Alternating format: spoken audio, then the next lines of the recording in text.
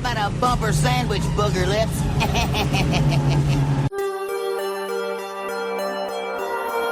One thing about living in Santa Carla I never could stomach. All the damn vampires. Shut up!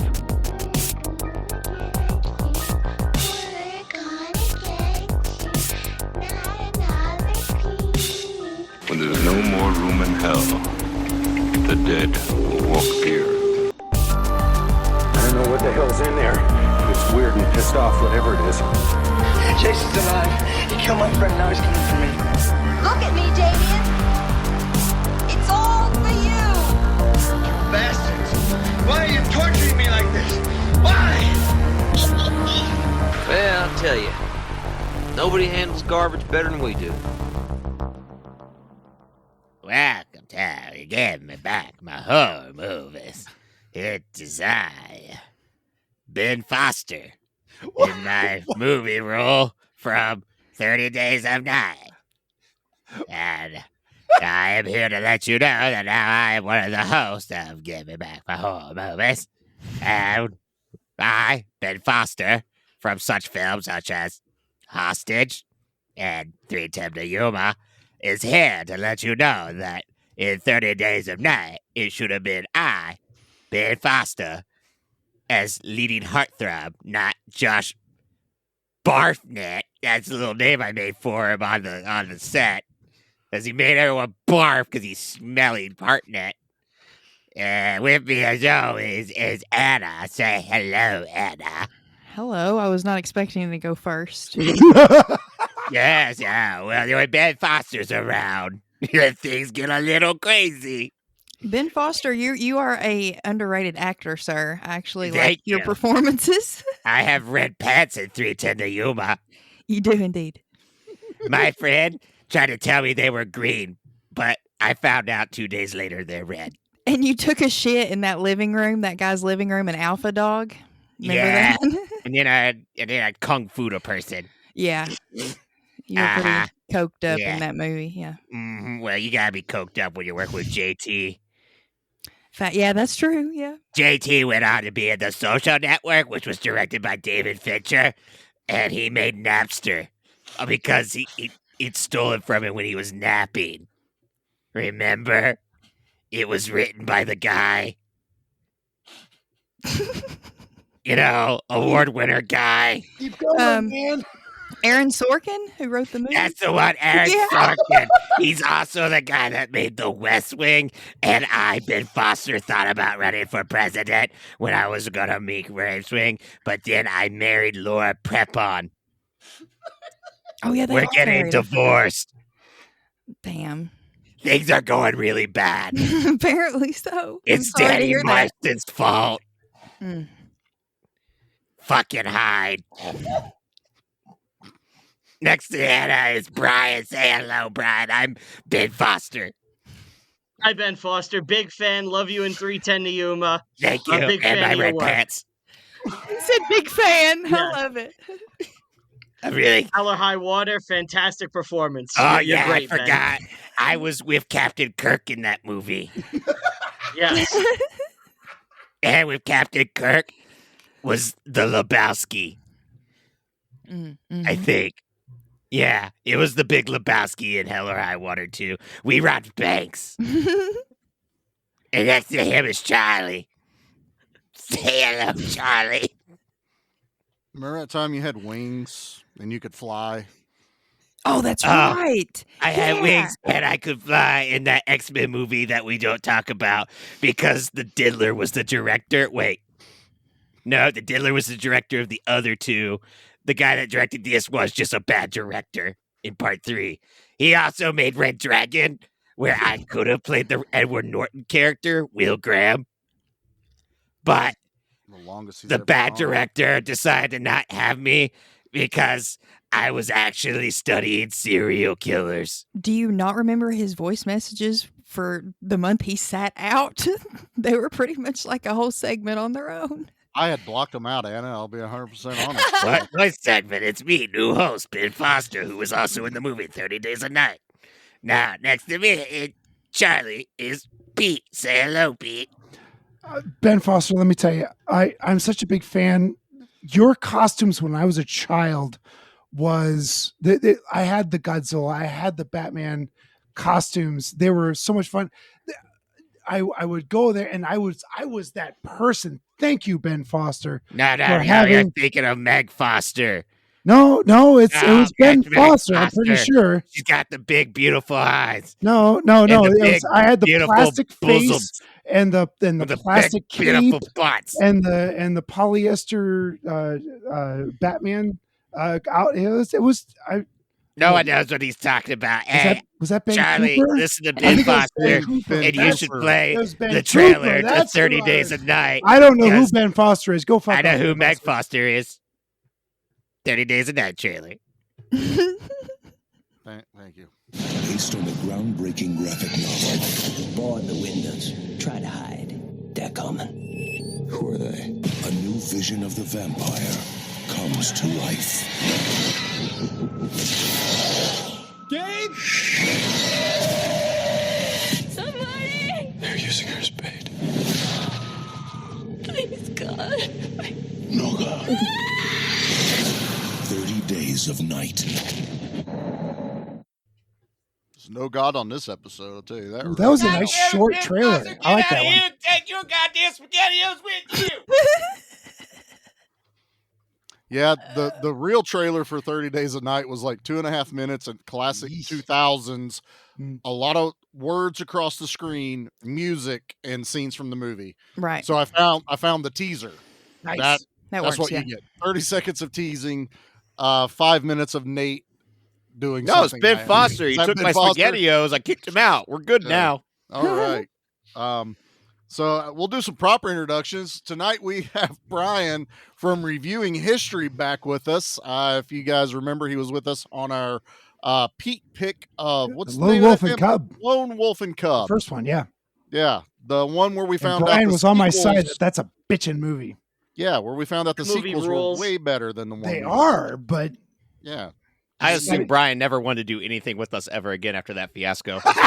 No, I wanted to come right back. Are you kidding me? I was introduced to like a whole world of samurai films that I had. That was awesome. yeah. That's it, man. That's it. So, yep, we got Brian over here. He wanted to jump in on our 30 Days of Night episode. And of course, we have our Scream Queen, Anna, with us tonight because she's in our Slack chat that we have for the show, and she gets to see ahead of everyone else. And she just goes, I'm going to be on that one. And we're like, Yeah, okay, Anna. Suckers. It wasn't, hey, may I be on this? She's like, assholes, I'm there. No, not quite. Not quite. Step aside, bitches. Yeah, I'm she just here. charges into whatever movie she wants, and then Stop tells all eating, her Nate. dirty hidden secrets. That's I kind of can how hear you Pete eating. became Stop a it. No, you can't. co-host. I can totally hear you eating. Nope, Everyone can hear sipping. both of you right now. That's He's exactly sipping. what we can hear. Sipping. Okay, I'm Mike. going to drink. Here we go. They're both doing something with their mouths. All right. Well, tonight we are covering 2007's 30 Days of Night. We're going to start this off like we always do. Let's get some history with this movie. Anna, let's start with you. What is your history with 30 Days of Night? Yeah, me and Mom saw this in the movie theater when it came out. This came out, Nice. yeah, the year I graduated high school, and yeah, we loved it. And it's one that when it came out on DVD too, I had, and I just wore out and watched over and over again. I loved it. Fantastic. Brian, what about you, brother? What's your history with 30 Days of Night? So at the time is probably my most heavy period of buying comic books. So the comic book store I went to, they used to do any comic movie that came out. They would do a big party that night in the store with like a big discount and everything. So I knew the comic book existed, but I had never read it. So I went there for the midnight showing the first night it premiered. So yeah. I saw it day one. I was right Nice. there. And That's this was awesome. like a year or two before the film came out, right? Or right it when was the film day, came out. Yeah, it was the, when the the comic film was came out, released they the were throwing a same party. day as the film was? I'm No, so confused. Help me out here. The comic came out like 2002, I think. Okay. But anytime a comic movie would come out based I'm on sorry, I anything, misunderstood. they would throw a party. No, all good. It's Pete. It's okay. He's Hell fine. Yeah, Shut that up. makes sense. It's the Staten Island accent. It confuses people. Well, there's that, but he's also our Internet Explorer versus our Internet Chrome. He'll get here eventually. Yeah, Totally he's fine. Microsoft Edge. Wow. I'm the Bing of this podcast. Yeah, you are. He's using Netscape. You're better than Firefox. It's He okay. still has a .net email. I'm still going for that DuckDuckGo search engine. Yeah. I'll Hey, be Jackie there. has a .net email, Nate, so you better watch out. You're going to get in trouble. Pete, since you're excited to talk about this, what's your history with 30 Days? I missed this in the theaters. This should have been something I would have seen, and I missed it. And I think, I think like maybe 5 years ago, I finally grabbed it from the library or something. And gang, this is a monster movie. I love this movie so much. That's all I got. I can't wait to talk about it. Let's go. Oh, I got you. Nate, what about you, Bubba? What's your history with it? What shocks me, is this movie came back out in 2007, which doesn't seem real. Like, good Lord, that long ago. I was working at Spirit Halloween at the time, and one of the movies that we were promoting was 30 Days a Night. I saw it was produced by Sam Raimi and by Robert Tappert. They gave us that's news I found out last night. Nice. So I instantly stoked for that. Didn't get to see it in theaters despite them giving us free passes. Like, we got movie posters for it. Like the red poster with the vampire face. Like, I had that at one point. But I ended up, I think, maybe renting it on Netflix at that point or something like that. I can't quite remember how it was I saw it, but it was on DVD, that's for sure. And I remember really liking it and having gripes with the ending. But then a buddy telling me, he's like, well, that's the ending to the comic book. Like, it's just, okay. it works better in the comic than it does on screen. And I was like, oh, I still have yet to read these. I really want to. The only thing with 30 Days a Night, much like the sequels 30 Days a Night with another title, I know the graphic novels do the same thing. So I just need to figure out what's the initial run that this movie is based on, because I would like to check that first. And if I like the way it's written in the art style, then I'll explore further. I'm curious as well, Nate. I hope Brian can fill in some of these. Exactly. gaps. When Brian started talking about the comics, like, yes, someone can answer some of my questions, maybe. I have not read them, but I could tell you that they exist. And the final one is 30 Days of Night. That's what I know. And that was the big thing. The premise alone was like, vampires that are on a buffet for a month. All right, I'm down. Right. So, Charlie, what was your first history with this? My first history, I thought I had saw this in theaters, but Jackie last night didn't seem like she remembered this movie all too well. So this probably was a rental, like, as soon as it came out. This, everyone, is my kind of vampire movies. Yep. This is where we talked about in Lost Boys how I don't really connect to that movie because I was already into the old uber violent vampire movies, and 30 Days a Night came out and it was just like, yes, all of this. I want them almost creature-like, not elegant and sparkly. Well, they're shark-like. These are monsters. These are I like they're to use not sparkly, but then sexy, erotic assholes. These David are Slade went on to direct the third kind of back Twilight to basics. movie. Yeah, I saw that Eclipse. Yeah. Yeah. Yeah. That's the one where they rip people's heads off. And I think they're even pre-basics. Like, you think about the basics of the vampire mythos in America. You're thinking of Bela Lugosi and the 1932 Dracula.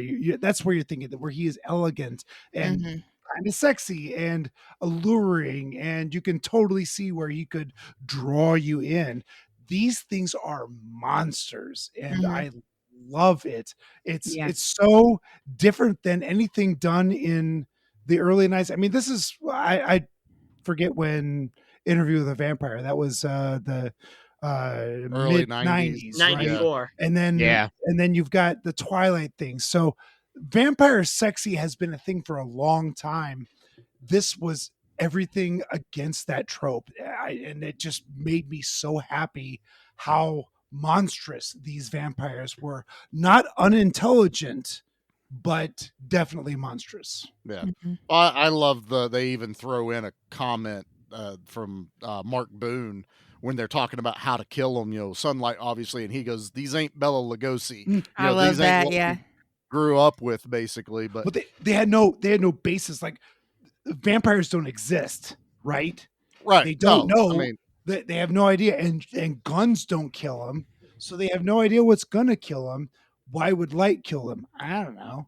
yeah. And The only you're just going on bullets in the mythology at this face point. seem Yeah, to kill you them. just you have to kind of just go on mythology at that point. I mean, if we encountered a vampire or a werewolf or something like that we know lore of through movies in our world today, we would go back to all that lore and be like, okay, let's try sunlight, stake through the heart, all, garlic, all that good shit. Let's try it all. Something's got to work. Onions. Onions. Yeah. Onions. Cut Sammy, off those his are head. fucking onions. That works on Shrek onions, actually. Yeah. right, there you go. But yeah, these are 1000% my flavor of vampires. So I've watched this movie, good Lord, I don't know how many times. This is probably a yearly watch for me.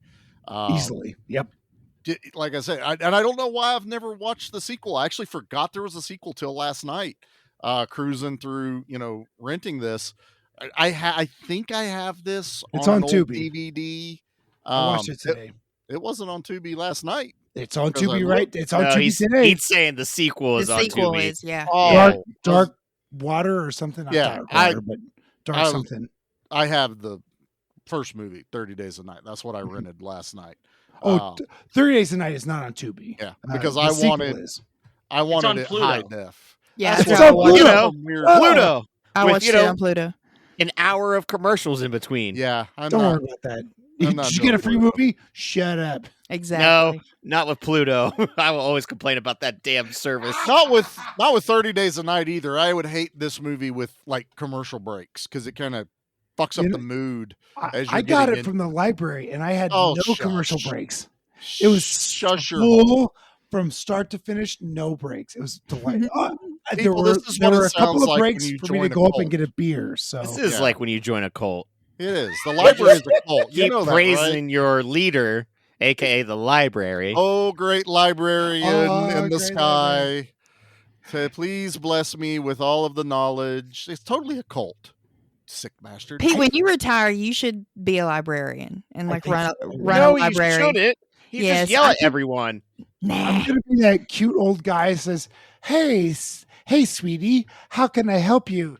Do you want to see? I've got porkies There's back here." nothing cute or nice Yeah, about if what anything, you're I'd be like, going why does for. that weird librarian have an obvious The toupee last on? American Virgin is right here. How about No.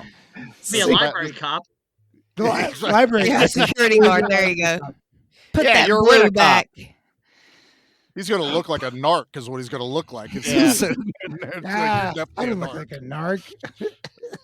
So yeah, sounds like there's quite a lot. I do know in what little bit I read, Pete, that the sequel is supposed to be based closer to the graphic novel, and it's That's what I read, yep. more about them really trying to keep the secrecy of vampires secret.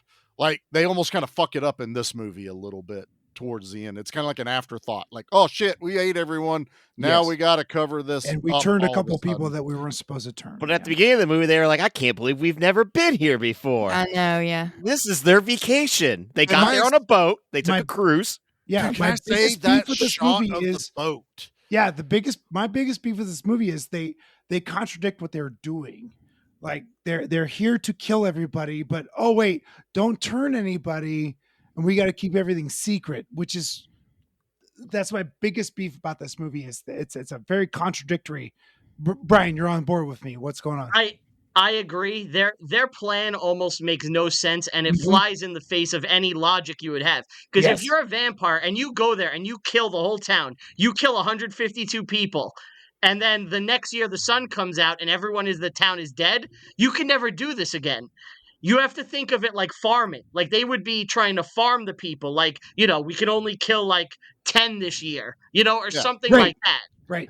By killing everybody, you're done. You blew your wad. Like It's night never one, happening You blew again. your wad. Right. Exactly. Night Yeah, one, they they're kill like greedy. 140 people right out the gate. Yeah. I think that is the most illogical thing. Now, if you want to go that route, then we need to understand that maybe they're going extinct. Like this is their last ditch. Well, and that's the effort. nice thing. We don't really know I any don't know history that. of these vampires. Which And is they wonderful. them saying like don't create anyone, I was on board with. I was like, they're just here to feast. I was like, I Yeah. like that. So then And that they just brings also them to don't want be any more competition. They have carnivals. 19 people to feed. They don't need any more people to feed. And maybe that's it as well, because Ben Foster is there to get everything He's a set up. familiar. Yeah. Yeah, like he's supposed to Oh, he's the be- Renfield of this. Yeah. I as soon as I saw Sabotage him, everything I'm they like, can oh, have it's for help. Renfield. This is wonderful. I actually I thought he was Gizmo from What We Do in the Shadows, because he was promised to be a vampire but never got to be turned into one. Boy, I thought you were going to say Gremlins, and then I was No. going to punch you. I knew where he was going. But if anything, as silly as his accent is in this movie, I do actually like the kinda character cool. of Ben Foster. And I wish they'd have gave me a little bit more info, because all we get is he asked for raw meat. I was wondering if And there's whiskey. well, it goes to, is he partially turned, kind of like Renfield was, where Renfield ate bugs I and believe things like, that's but he true, wasn't yes. fully turned. I want a little bit more and possibly the comics get into that, because you can Could be. world build better 'Cause, than I mean, a 2-hour movie. This is a 2-hour horror movie, which is kind of rare. You don't usually get ones that are like this long of this style. No, but man, it's well But it paced. flies by. Yeah, it Yeah. makes It's well sense too. We have to be hunkered down with them over a course of 30 days and see how things go over a period of time. So in this case, yeah, I feel like the 2-hour length is great. That's another thing I like too, is the movie never gives you like day 8, day 14. Like, you just have to pay attention to There's- Josh there's Hartnett's large- shitty beard. Swath of time. You don't get that till the time is running out. Then you get day 27. Then you Yeah. know that there's 3 days left To So sunlight. You're in a countdown mode with them. But Mm-hmm. like you said, the fact that they come in day 1 and go full on Armageddon is probably like the worst battle plan, when you have 30 days to eat people. Like, take out They might have all- been really hungry, because that cruise line that they took had 0 people. Question Yeah. is Yes. is the okay, so the horror movie we got last year, or whenever it was, The Last Voyage of the Demeter. So Yeah. that was a vampire story. So is the Demeter part of vampire lore? The Just Demeter. like Dracula. Go ahead, Brian. So could that boat be like their play on like the Demeter, and then maybe Ben Foster's character could be a play on Renfield? Maybe they're trying to play these other vampire tropes, but in their own way, which I think is kind of cool if that is what they did. Yeah, I think I agree. I think they took the classic vampire tropes that everybody knows. They took the ghoul or the familiar, the boat, coming in, and then like, even will the ancient lore work on them? Will it not? I think all that's interesting. The movie is it's a Western horror. It's a Western at the end of the day. Oh, sure. You even have a big Yeah. showdown at the end of Yep, the there's a movie. show, yep. But the Demeter, I'm gonna Demeter. fuck that up. Whatever, Just don't worry whatever about it's called. Tomato. Anyway, that's a chapter in the first Dracula book, and Okay. they adapted it into that movie that came out last year, where it Right. had that more monstrous take on Dracula. Like, Right. he's not smooth, cool Dracula. He's more like a Nosferatu style Dracula. Exactly. Yeah, I dug that movie. If y'all hadn't seen it. I read somewhere Yeah. that these vampires were they told that they said that they were Nosferatus, like plural, like they were a monstrous certain type of vampires. vampire. Yeah. Right. That's, In which that Max Shrek, is that right? Did I say that right, Brian? Mhm, yeah. Max Shrek, Yep. a vampire that came over on the Demeter. That opening scene when you saw that big, giant ass Oh, it's ship, huge. and love it. the familiar, it didn't take very long for me to go, I know what that is. that's Renfield, right? Mhm. Yeah. And they're just holding up their. Did they guide the boat there, or were they lucky to have someone guide it far enough until they couldn't take it anymore and just?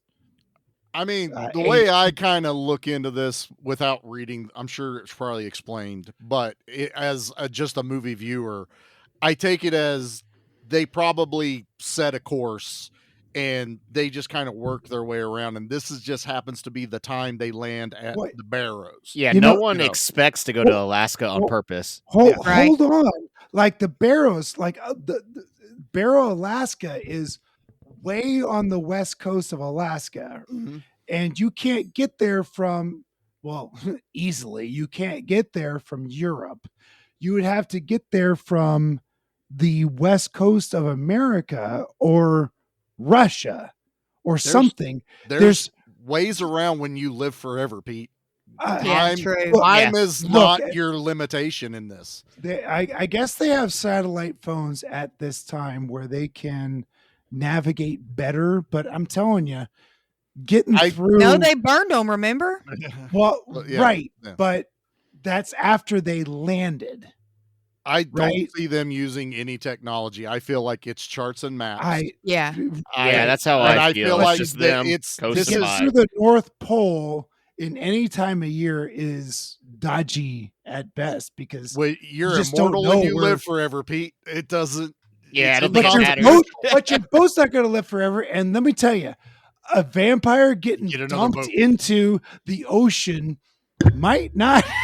Well, it much might be much survive. like when fish are frozen in like a pond, No, and then you just wait till the summer and they thaw out. That's what happens with vampires. They're gonna just be like a I message in a guess- bottle. I guess Angel from Buffy was dumped into a deep part of the ocean and he survived somehow. If anybody watches, Pete, Buffy you the have Vampire dug into Slayer. something that other than awesome Right. boat shows Brian's up. on board and- with me. Of course, Shut up, Brian's you on Charlie. board. Why do you think Brian is not on your side all the time? He You know also that, always right? I on my love side. Buffy and Angel. I I think stand corrected. I think that Ben Foster's character was maybe from somewhere. I don't know. Would Canada be close to? See, to me, I thought Alaska? maybe Like, he maybe- was from Maine because he had like such a Maine accent. Well, he also seemed like prepared for cold weather. Like I don't see these vampires yeah. giving him a coat to keep him warm. So I think that's what he was already dressed in. So maybe he's Much somebody like that's Maine. familiar with the area, but that's like on the other side of the country. Yeah, but you know how You'd have to Stevens s- people like they get around. I reckon. I watched this with my wife Jody, and she said that sounds a little Creole.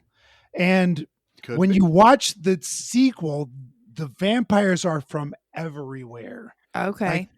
And there was a Louisiana vampire for sure, and there was a Western, and there was a Russian. And I a couple treated of them. it as my own head canon is they've basically just been going around the coast. They Yeah. could have been around Russia. They could have been around, any of I the definitely get a upper- very European or That's Russian exactly from them. what I'm I sorry. Because got. like Marlowe looks like a stuffy old British man. And I'm So- they're all wearing nice clothes too. Like, Yeah. they're not just wearing casual wear. They're in suits and nice dresses. If you spend any more than a couple of days in a foreign country and you kind of know the language, you're going to pick up some weird accents with them for a little bit. I spent like a week and a half in Ireland, and I came back and people were like, what is wrong with you? He came back English. very racist against the Irish because he I- kept trying to I sound did. like Yeah, and he Irish. kept eating potatoes raw. It was a weird phase. So No, I'm- weird, Pete. Well, he already Whatever. drinks the vodka, so he's good. Then he there. was taking mean, like potatoes. He was trying You to all should squeeze spend the more water out time of them. outside of the country. Hell no. Hell no. They're weird. What, Charlie on a plane? Could you imagine me on a plane? Could you imagine me in another country? Yeah. can't I would imagine tower over fitting in a everyone. plane. Yeah, it's not a good thing for me. The children would come to your feet and like worship you. They would think you're Exactly. a god. You're so I, tall. I would totally disrupt the It's culture. Buddha! Yeah. Wait a minute. With I a don't beard. Like that. Speaking Oh. of children, I hate the kid vampire in this. I think that's so stupid and corny. Yeah, I thought so too. Really? No way, man. She came out of left field because you didn't see. There were like how many vampires? Brian, how many vampires are there? Is it like 142 or something? No. Are there that many vampires? Literally? Oh, there's like 19 vampires. It's 19. Okay, I don't know why. I thought it was more. Maybe I'm thinking of victims. There's 156, I think, people left at Barrows because they changed the sign. That's the tradition because that it's tradition. Do. But there were a lot of like vampires, 19 or 20 vampires. So that's kind of the. But I really liked that there were different ages and sexes and it's that young, that baby, pretty much the Kristen Stewart, not the Kristen Stewart, that's wrong. Dunst. Dunst, right, from Interview with the Vampire. They did that years before that happened. I like kid that's vampires. not true. I think That's kid after. vampires are cool. I just thought this kid vampire was unnecessary, cheesy, and like if we would have at least got to known this character beforehand, I would have been down for it. I don't think that's. I think that all the mystery about the vampires, where they came from, and who they were, and what their motivation was. I think that's part of the beauty of this she movie. was one of the town residents that got turned. So that No, was she fresh. wasn't. She wasn't. was with them. They didn't Was she recognize really? her. Yeah, nobody recognized her. Oh, I didn't realize the that. girl in the convenience store. Nobody knew I her. thought she was one of the people that was turned. I was like, no. If you watch closely, she actually has tattoos or brands on her. She did have a arm. tattoo. Yeah. Here's my thing, Nate. I agree with you, and Pete, I agree with you. What? She is an awesome character, but I know what's bugging Nate about it, and it bugged the shit out of me last night. She should not have talked. Yeah, That's what it is. It was Okay, so I'm dumb. all right with that. Yeah.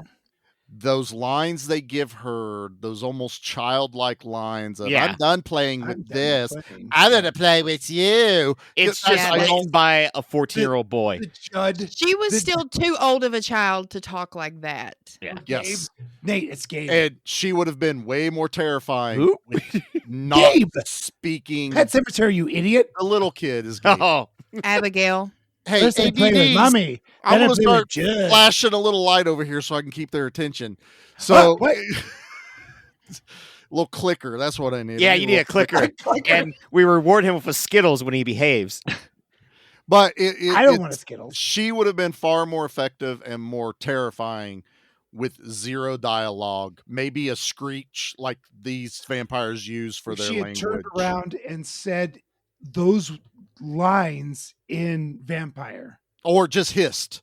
Just no hiss. lines. Don't Just even hiss. talk. Yeah, because like in my head, I'm it down takes with me that. back to like the Dawn of the Dead remake where they have the zombie baby. I was like, this is so fucking stupid. I hate this. Like, I don't find this funny at all. I think it's like where they dumb. went with it, but you're right. It was not done well in Yeah, that movie. same the thing with zombie like baby. the Terrifier movies where they're like, we're gonna have a little girl clown. I'm like, that's dumb. It just does nothing. We just for don't me. like the Terrifier, Nate. We're Nate, gonna But there's Terrifier. also that. But I just, anytime you shoehorn in like the creepy little girl character, I'm like, it's Abigail's the only one that's done it right. Hell yeah. Yeah, That movie because they kicked knew- so much ass. They knew what they were doing with that. Yeah. That was a great Yeah. movie. But Abigail's a lot of fun. Yes. 100% is. We should cover that one here pretty soon. Ooh, I want to come on for that. Wait, What Charlie, they- that movie is way too new for you to cover. I've seen new movies. I've seen Meow, more meow, new meow. movies this Meow, year meow, meow. than I you mean, guys 30 have. Days a Night I thought was a new movie, so I saw it came out in We're inspiring 2007. him. We're inspiring him to watch And I went, more this stuff. movie's almost 20 years old. Get I out of hate the this 90s. life. Yeah, it's totally fine. Totally fine.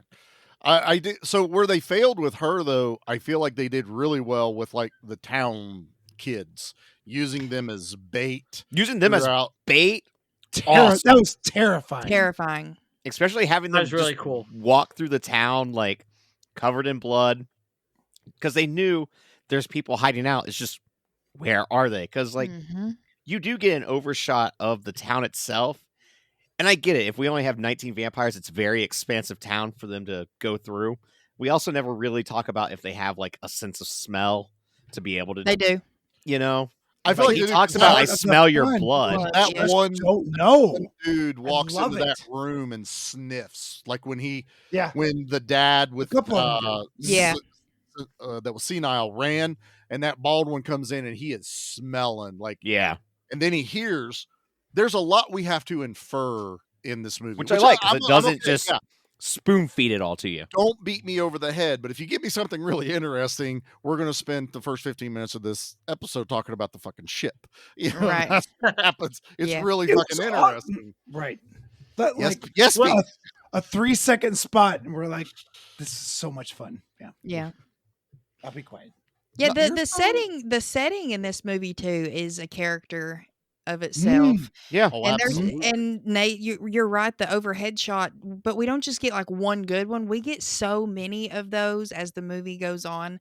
Especially my favorite one probably in the whole movie is when like they're just wreaking havoc. And Oh, we've I was got gonna say this the overshot overhead and shot, it's just moving up and we're seeing blood splattering on this white snow. gunshots. You're seeing Yeah, people people being screaming jumped and on. screeching. Yeah, it's so cool. I So- love the way this is filmed. I Was love that what couldn't have been a drone shot?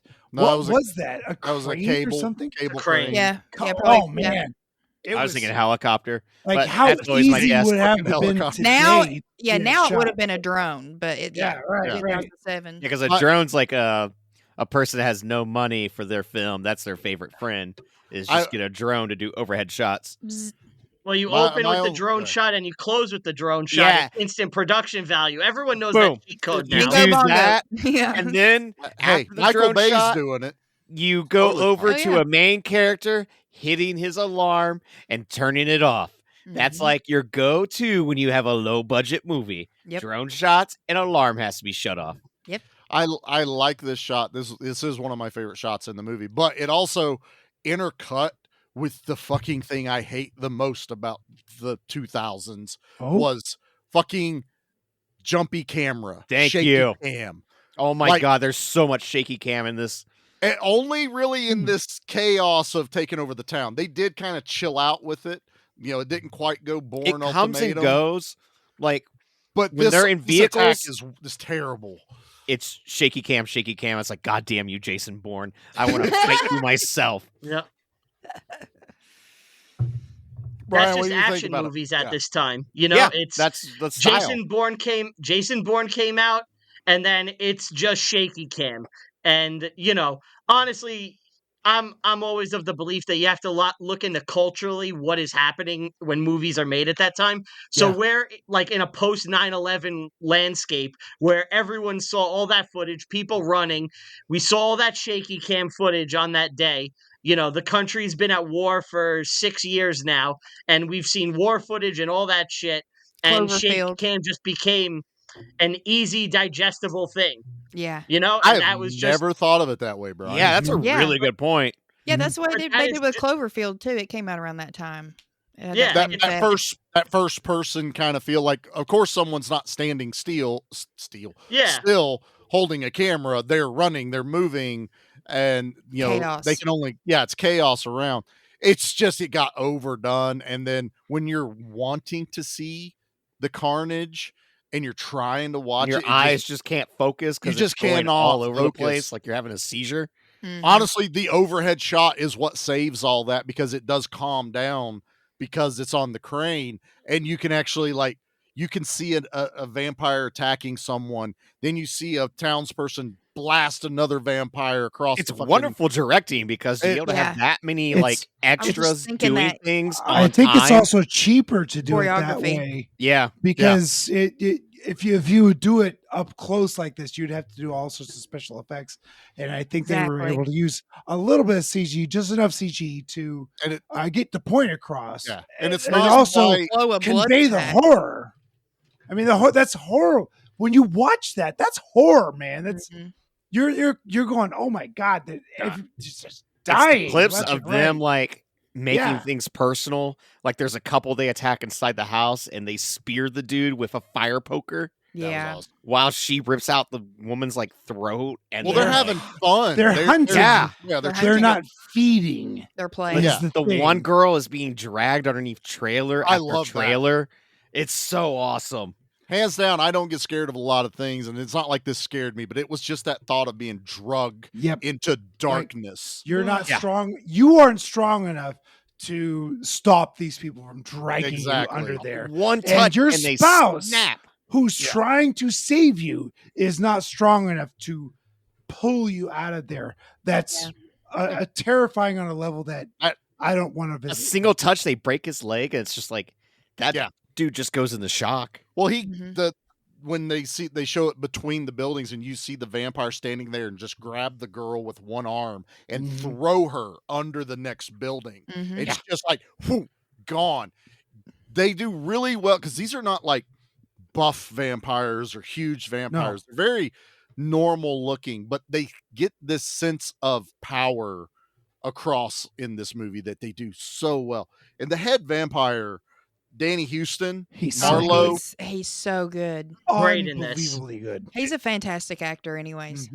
Yeah, I've seen him in so many things. He usually plays like some kind of government agent. He's or a always just general. there. Yeah, He was in American Horror Story too. Like he's like about in that. Yeah, he was in the Coven season actually.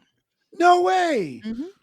That one I definitely saw. He has a presence in here, and really a lot of the vampires that get the good screen time. The one that looks like Dave Bautista. You've got the Batista, then you have the. Is that the one with the skull tattoo? Because I thought that was the Yeah. dumbest tattoo for a vampire. Well, what else? It you was gonna like put if up Mike there? Tyson's tattoo decided to just wander off on its own. Do you want to tell that vampire that he has a dumb tattoo? I'll do it. I'll do Good it right luck, now. son. Because all you need is an Good axe. luck. All you need is Josh Barfnett's axe. Why are you calling him Josh Barfnet? Because that's what Ben Foster called him on the way out when he was leaving with my SpaghettiOs. The worst. Hey, you better not come back, that Ben I don't Foster. think he will ever. Good. We Well, scared him away. never going to keep Chef Boyardee products in this house ever again. I think this opens up something that we got going for tonight. Is we also have Anna on because she has a very opinionated thoughts about Josh Hartnett, not just about in this movie. I don't think either. So Yeah, Anna, like as whole, like Hollywood homicide Hartnett, like what are we talking about here? from the female perspective. I think I speak on behalf of all millennial women who grew up Ooh. watching Josh Hartnett in the late 90s. You know, we had him with the shitty hair, so I don't want to hear anything about this Josh Hartnett renaissance. Yeah, he had shitty hair in H2O in The Faculty because those were his first two movies he ever made. He still has shitty hair. He filmed them at the Yeah, same it's just time. bad You hair. hush your mouth, sir. I'm glad have I'm no hair, bald. Pete. You I don't don't even want have like any that. hair. You don't even have any hair. Happy not Yeah. to have And hair. if you did have hair, it would look stupid like Josh Hartnett's Right. did in 1997. Exactly. But I like his haircut in The Faculty. He's a Oh. dreamboat. He's It great. is. Thank you. His hair's Yes. dumb. Brian, His hair's I just know I really liked you. stupid. Yeah. Yeah, well, you just got to go with it sometimes. But my point is, all these young girls who are discovering Josh Hartnett now and Trap, and I don't know if y'all watched Oppenheimer yet, but he was fantastic in Oppenheimer. Like, Why he do I was- not remember him in I Oppenheimer? don't at remember all? him. He played Thank you, Lawrence. Nate. He had the glasses. Dude, he was so It good. could also be though.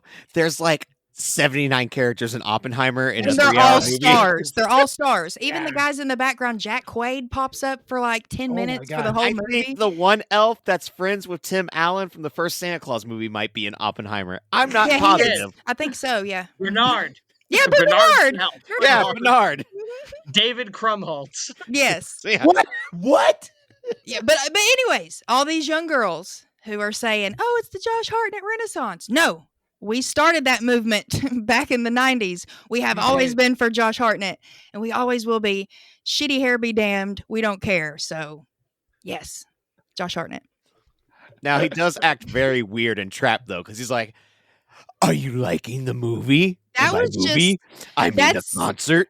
That's M. Night Shyamalan's shitty writing. Like, that's No, not him. yeah, that's true. Yeah. But then M. Night Shyamalan's daughter might be the worst actress known to man. Yeah. Everyone wants to give, Coppola's daughter crap for Godfather 3. Needs to see Trap. Speaking of Coppola's daughter, Josh Hartnett was in The Virgin Suicides too, and she directed that. That was a big movie from my youth as well. I read the book too. Actually, never seen that. I need to. It's good. It's really good. He plays the heartthrob in it as well. I like He Hartnett. knows his role. Yeah, imagine getting typecast as the heartthrob. Ooh, I what saw- a rough Gotta stop. life. I saw a video from him. I think he was at the Oscars or somewhere this past award season for Oppenheimer, and one of the interviewers were like, "Are you aware that like people are calling it the Josh Hartnett Renaissance?" And he was like, "Actually, no. He's like married, has 4 kids, lives out on a farm somewhere, and literally is just in Hollywood to work." And he was like, "Well, that's so flattering." He was so humble, and it just like makes you like him even more. I think the first thing that I saw was like, oh, Josh Hartnett's back was that episode of Black Mirror. Oh yeah, he was in Amazing. He was in The Bear too, season 3. Oh, I haven't watched season 3 of The Bear yet. I'm still on season 2. So good. So good. Okay, we That's my went on problem. a big old side tangent it's on totally behalf fine. of my Josh Hartnett love. I apologize. But yes, I Hey, think he's great go in for this. it. He plays those stoic characters pretty well. His character, He's great at stoic. Yeah. When Sto- he if is you wanna like s- yelling at his buddy for killing his family, Dude, that Ooh, broke like, my he heart. loses it. dude, You want I to could see never. you are That- supposed to protect That was them. the Like, best acting that Hartnett has ever done. oh, it was Yeah. fantastic. Him And grabbing it his was- buddy it- by the shoulders Eat. and forcing him down. Charlie, mute him. I'll fight you. Charlie Judy I like this, and is But controlling it. that was legit acting, and the rest Yeah. of it is like, oh, you're just I mean, that just makes me sad to even think about as a parent. Like if I was in that situation, indeed. I would never. I would do it if they were coming at us and I knew we had no other out. But if there was any small chance of hope, I could You never. gotta You don't want know. to pull a mist. Exactly. I was about to Right. say, you gotta know That's when to what miss I your moved Look at family. these guys. Ugh, I hate it. And They- the, When It you was- go to the miss mist. your family, you gotta make sure you're right on point. And what pisses me off about that movie is the book doesn't end that way. Spoiler alert. Sorry, but that's why I'm Mist like, why would or- you do this to us? The Mist. Yeah, the book Because doesn't end that way. Or Stephen the King short even story. went, my God, why did I write that ending? Because he that gives us ending that is all the so time, good. every other time. It's because Stephen King can't write an ending. That's You the hush your awesome mouth. part. I'm gonna be Well- fighting with 2 of 4 men on here. As long as there's aliens involved, he's good to go. Or Yes. a turtle. Or Or the hand of God. Yep. I'm sorry. My favorite Josh Hartnett role is still his. It's a small role, but his part in Sin City. Oh where yeah, he Oh, was, in, That he's was really a good good in part. that he was is. in Pearl Harbor, I need to yeah, watch that oh, one again. Pearl, Pearl Harbor. Black That's Hawk a movie Down. a lot of people slept on. I like Pearl Harbor a I lot. do too. Yeah. If you took out all the bullshit love story, it's a really good war movie. That's too. That's a whole movie. That is the whole movie. That's It's all still a just really one. good war movie if It you take is. out all. But the other also, I bullshit. get it. It is, the girl from Underworld, so it's like, It's I Kate get it. Beckinsale. Yeah, We went and Yeah. saw that in the theater too. that was a good one. I like that. Brian, Remember what do you Cuba think? Gooding brother? Jr. and how the world You're loved gonna him, have and to then they learn don't. how to elbow these guys out of the way if you Sorry. want to get word. No, it's okay. It's okay. I love Hartnett in general. 40 Days and 40 Nights. Oh, I that think he too. was in that. Yeah, he was. That's Yep. a rom-com. Yeah, I like Once him again, in the that. heartthrob. Is that I a thought zombie that rom was Harrison com? Ford. A schmoozer No. heartthrob. It's about him not jerking off basically for 40 days. What? He's More or kind of a less. Like, schmoozer.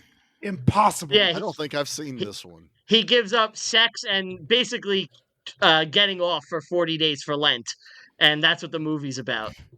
Because it's Catholics so are hard for weird. Josh Hartnett to Catholics not get laid because he looks like Josh Hartnett. Mhm. You know? If they remade it with a guy who looks like me, it's way easier. Everyone's like, that makes sense. He could do it easily. For Josh Hartnett, they're like, what an Hey! obstacle. What else?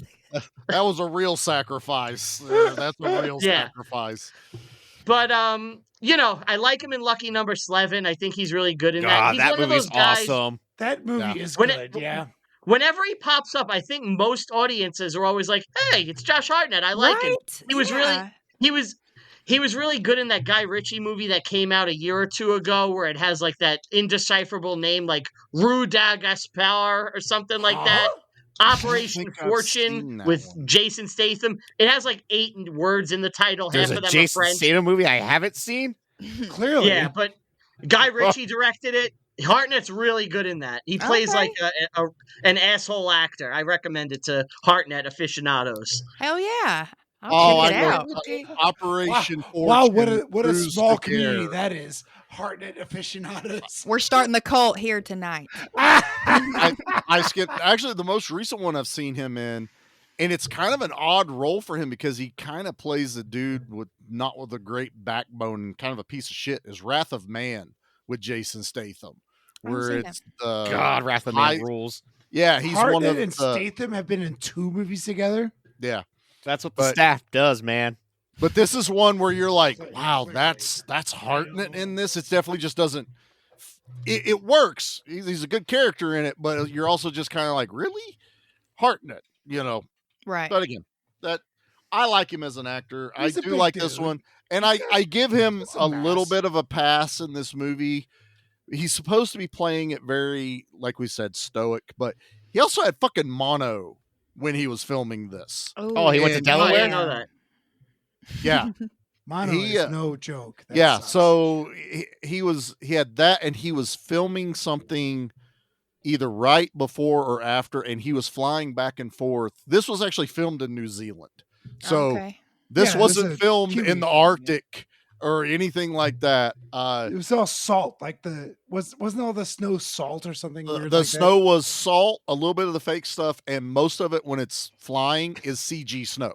I was gonna say Well, a instead lot of of it the- looked like CG snow when they're instead like of CG walking blood. so slow. What's better? What's better, salting the earth or styrofoaming the earth? I don't know. Bit of I both. like asbestos. I'm old school. Yeah, Put some asbestos down. It's great for the actors. I Put want it in your some cigarettes. Fine. Give me some weight with my snow. I want that Yeah. shit all over the place. I want some flavor. That's it, man. But yeah, and that's why.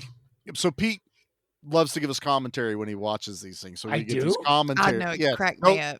go back in the Slack chat, Pete. You'll see. Do the Pete I gotta go commentary pull track. that up now? I don't know. And And then he at was the end of talking- it, he'll say, "Okay, I'm done. Good night." Yeah. Good night. Good night. Good night, everybody. But he was talking like, wow, it's so cool how they did the vampires and they don't show their breath. And I was like, Yeah, that was really cool. Because they're dead. but when you said that and then I watched it the next day, there's a lot of people that don't show their breath. Even the actors who are supposed to be alive, Oops. they didn't bother CG. Or maybe they were Cold vampires the whole time. This is Dun, the dun, thing. dun. And that's how they knew to communicate with Ben Foster to drive the ship to Alaska. He is so hooked on this Ben Foster bit tonight. I have What has no he idea. done to you that you're not telling us about? I love Ben Foster so much. I just like that he had rabies in this movie. He did need some Les- chapstick. An underrated Ben Foster movie, Pandorum. Oh yeah, Pandorum's a Pandora. really I don't good think I ever movie. saw that. Is that Angelina Jolie or No, this No, is it's Randy Quaid. Pandora? One of the Quaids. Dennis Dennis Quaid. Quaid. Which one's Dennis the one Quaid. we like? Dennis. Okay. Dennis. yes. Randy's the one from And Jack. Independence Day? Vacation. He's the wacko. I do like Randy in those ones, but he is I kind of think crazy. the Quaids are a little wacko. They Regardless, are. A So little bit, but it's a So- really good trippy movie. But speaking of Ben Foster, his character, this was all his plan, right? Because I always took it that he went to the vampires and was like, hey, I know about this town where there's 30 days of sunlight. Mhm. And he kind of guided them there, right? Yeah. So, like, everything that happens, he's kind of responsible for. yeah, I- I would fully agree. So I Ben, can Ben see that Foster's being- the stranger, right? You're right. Yeah, he's Yeah. a stranger. Okay. So what I read about the comic was like the original script was oh shit, who's the head vampire here? Oh, Harlow. Danny Huston. yeah, Marlowe is the Yeah. Marlowe. Marlowe, that- Marlowe. So he was hunting and he pissed off some senior vampire in Europe. Mhm. And the senior vampire came over to stop him. And that's a movie I desperately want to see. So like these are vamp on vamp. I thought this was such an interesting, and I don't know if it was in the comics at all, but the original script was that there was this rogue vampire was hunting, not for food but for sport in Alaska, and then a senior like a senior vampire, you know what I elder mean? vampire. Like an elder Right. came over to stop him from what he was doing because they have spent so many centuries making vampires a ghost story or a bedtime story, which was mentioned in the film. It was. That's how they lead up to it. But you know, right. That movie does exist, Pete. That movie's been made. What? Yeah, it's called Blade. Oh, okay. Okay. Fair. I'm not against that. Everything you just said. That was Blade theory. That was Deacon Frost. Okay, I gotta watch Blade again. Damn it. Yeah, but I really like that idea that there was a vampire who's like, I'm scheduling a hunt. Let's all the vampires go on a hunt, and then the head vampire comes up like, look here, you shitheads. Yeah, hold up. We've worked really hard to make ourselves a myth, something that goes bump in the night, and you assholes are going to totally screw us over because eventually someone's going to come back to this town and find all these dead bodies, or are going to try to some people leave town. This. Oh yeah, there were 500 people in the town, and 400 of them left. Yeah. Because of whatever reasons. 30 days of night. Right. Who wants to stay in that? Yeah. Who wants to stay in that? They can't even serve alcohol for 30 days. Fuck that place. That's it, Pete, way over the edge right I'm there. out of here. I like the idea of Pete going there and then finding out, hey, by the way, no alcohol for the next 30 days. And the only helicopter that can get you back to mainland, some asshole broke it. So you're stuck here, Pete, for 30 days. Walking back. And that's where the horror movie 30 Days of No Alcohol begins for Pete. Here's vampires were scary. Pete with no alcohol is scary. Yeah, he's in the jail cell. There's just a bunch of chalk marks, and there's all these tallies. And they're like, my God. He's like, it's been 39 days. Like, Pete, it's only been 7 hours. You've lost track of time, man. You just made me think of something, though, Nate. You say this. Airplanes fly in the dark, right? They have. Yeah. They do, but if there's a blizzard going on, you don't want to do that. And if the pilot is scared of the dark, you don't want that. I was gonna say, I understand if there's a blizzard, but just because it's dark every day doesn't mean there's a blizzard every day. And these planes are small. Yeah. So I don't know the physics. Why was it all shut down for 30 days? Like a helicopter. Brian, what you got? It doesn't behoove like a company to want to charter things there that often. It's so far remote that they're like, look, we're doing like one trip out in 30 days and we'll come back in 30 days. It wouldn't make smart sense for any sort of business to do it that often. So, then you have the issue of emergency. Like, I'm sure there's a doctor there. Well, that's what the helicopter's there for. Also true, yes. Because they do mention there's another town 80 miles away. That they destroyed the helicopter. Yeah. Okay. Right, but that's why the helicopter was there for emergencies. Also, I think I was just stuck on the fact that the girl makes such a big deal that she is stranded there for 30 days. And I'm like, you couldn't get before anyone knew about vampires. That she missed the plane and like she just cannot get away from 30 days. Charlie. She's also running away from her personal troubles with Josh Hartnett. It's not that's very true. There's two reasons. Plus, she's also a fire marshal, which means she's not, like she says in the movie. That's not her job is not at issue here. But Brian's right. She's running away from her past relation with Ebenezer or Eben. It's Eben. Why the fuck? I think it's Ebenezer. I think that's I think it is Ebenezer. He's right. Because why not just name him Evan?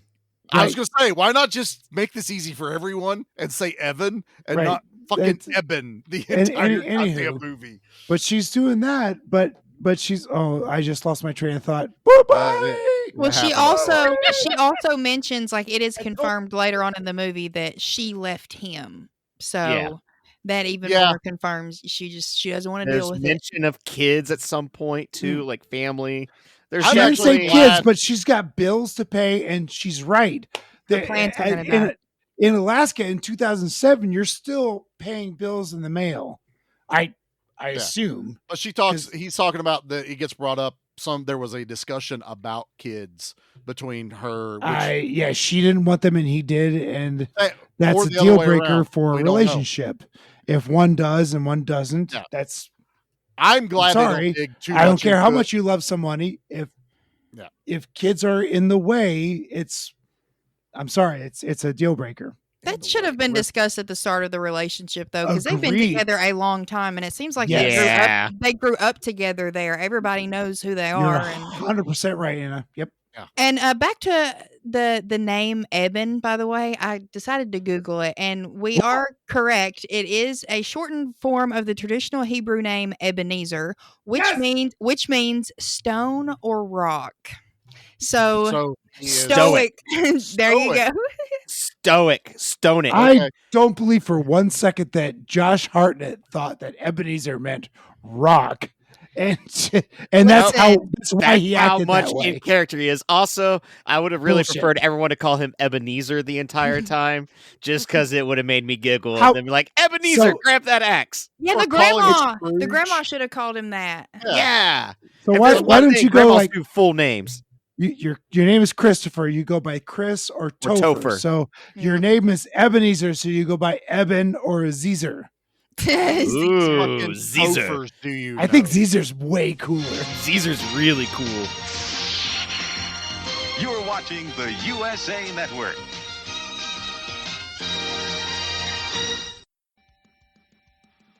All right, Paul. So I think it's time we, made a trailer.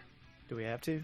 Like, people keep asking, so we're gonna deliver. Well, what are we supposed to do in this damn trailer? We're just gonna talk about shit we do here. We theme our months, right? Like, what do we?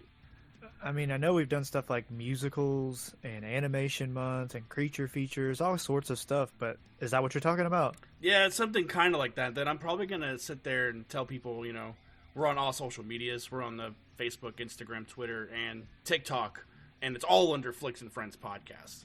Yeah, I guess so. If they're not tired of hearing that by now. Yeah. So, but yeah, that'll work. Should we press record? Yeah, let's press record right now.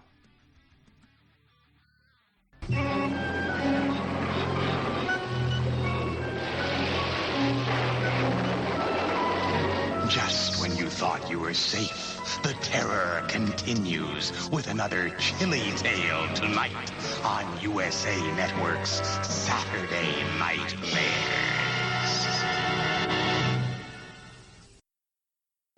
All right, Brian, I think you were telling me as we took our break that you had one little point you wanted to try and slip in here. So you have the floor, sir. So we got to think, too, that it's a small town, right? Josh Hartnett's going to be the best-looking guy in almost any town he's in the world, but especially in this Alaskan town where it's 500-something people. There's not many eligible bachelors, bachelorettes. They're kind of almost going to be forced to be together, him and the girl, which is another impetus for her to want to get out because it's going to be very hard to change in that town with only 500-something people. Yeah. How many are eligible of her age? Like what was their graduating high school class? 3? We'll have we had an all-time high of 7 last year. Well, I mean, and that's I think they do a good job of kind of getting that across to, especially when she shows up and everyone she sees is like, "Hey, we need to know what's going on. Hey, if you're going to stay here, then we need to know why you're not with Eben anymore." And it's just she is just constantly bombarded by everyone, but like everyone else wants to know, and even Josh Hartnett's kind of like, "Yeah, I don't want to fucking deal with it," and he passes off his partner like, to go when pick you're ready her to up, talk, and, I'm here. Yeah. And she's kind of he's done with it. She was, and I don't blame him for the fact that he doesn't go pick her up because she's very aloof about what she goes, "Well, we can talk while we're on the car ride," and he's like, "You're not going to be serious about the talk then." So that's why he sends old buddy that Billy that like we were talking about pulls the ultimate dad moment in this movie and kills his fucking family because he's worried they're going to die by vampires. And then he uses the flashlight to be like, "Well, I just got real lonely. I'm so lonely. I'm just really lonely." Sit your ass there with your loneliness then. Oh no, my gun jammed before I could kill myself. Like eat a bag of shit. You've been You sitting could there just for go how many out there. days and Yeah. not fix it? Exactly. You I can unjam a gun, cop. sir. Pull it apart, clean it up, eat a bullet. He's like, I'm an Alaskan cop. We really don't count. We More of a- applied with a paper application. More of a Barney Fife type character. Yeah. He's He a had- Barney Fife. He only had 3 bullets for the gun, so he was out of luck after that. Got to fill out the requisition form for the other 6. He for cleans the out his revolver. ear with the barrel. Was it Danny roaming DeVito? I monsters almost outside, ate it's very my hard gun. to die.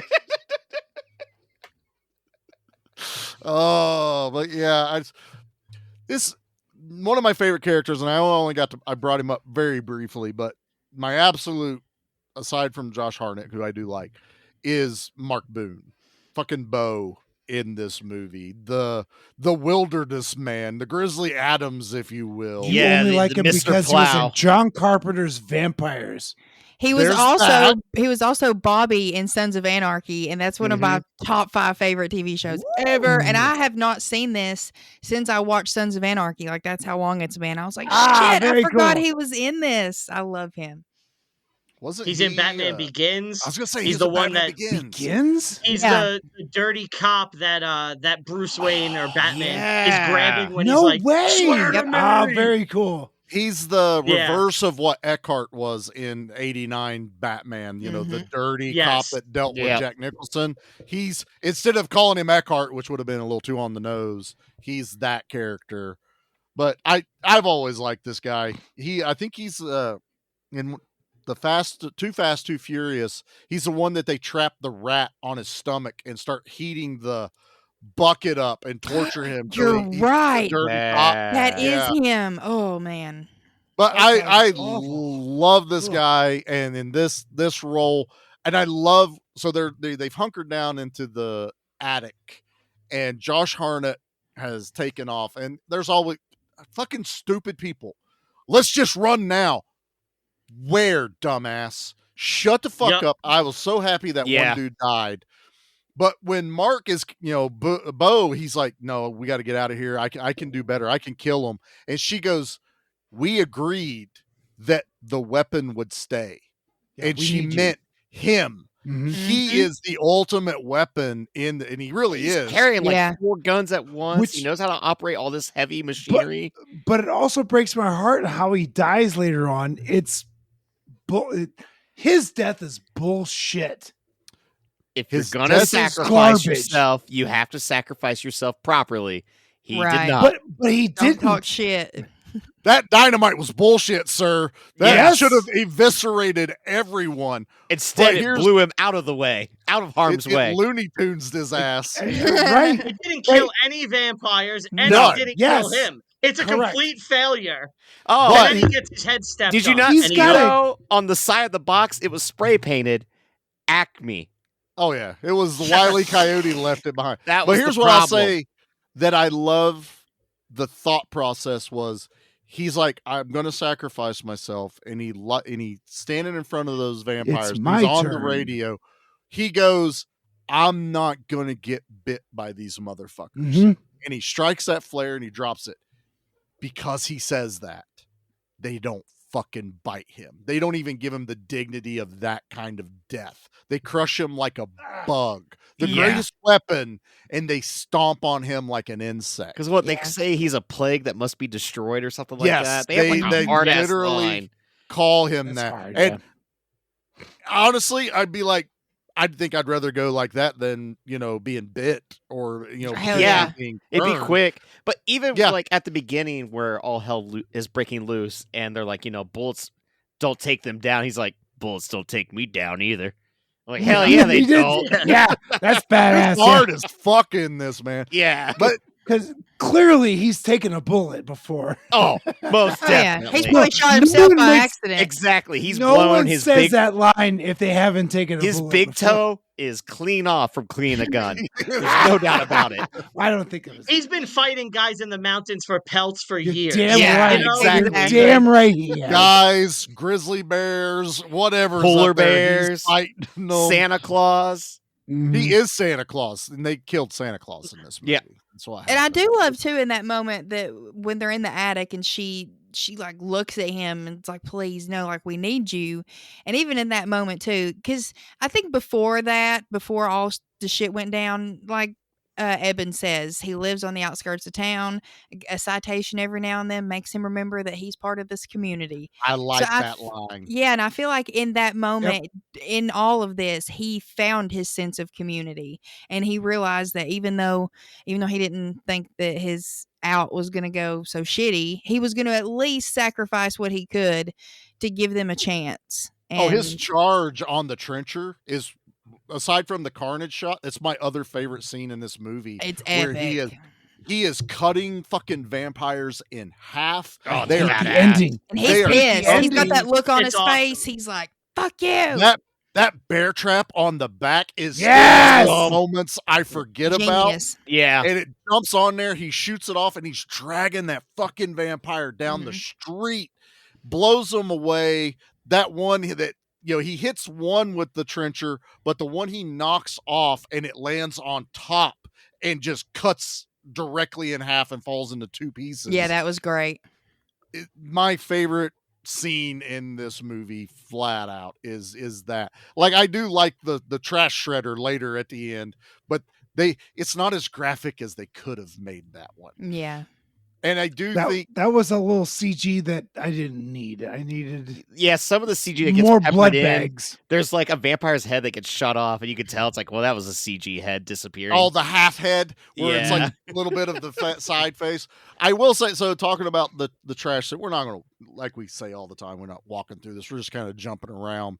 So they try to make this last hold at this facility where the trash and everything's being refined and all this other garbage. That they have Billy there, and Billy's fighting with this other vampire, and it gets knocked into the shredder by Josh Hartnett, and you get that, and it's gone. And Billy's about to turn, and then he does turn. Give me that redeeming moment for him at least, and let him sacrifice himself into the grinder. Yeah. Not drag it out. I really between thought him and that's what Josh he was Hartnett. going to do, was just jump in there 1st. Tackle them both in.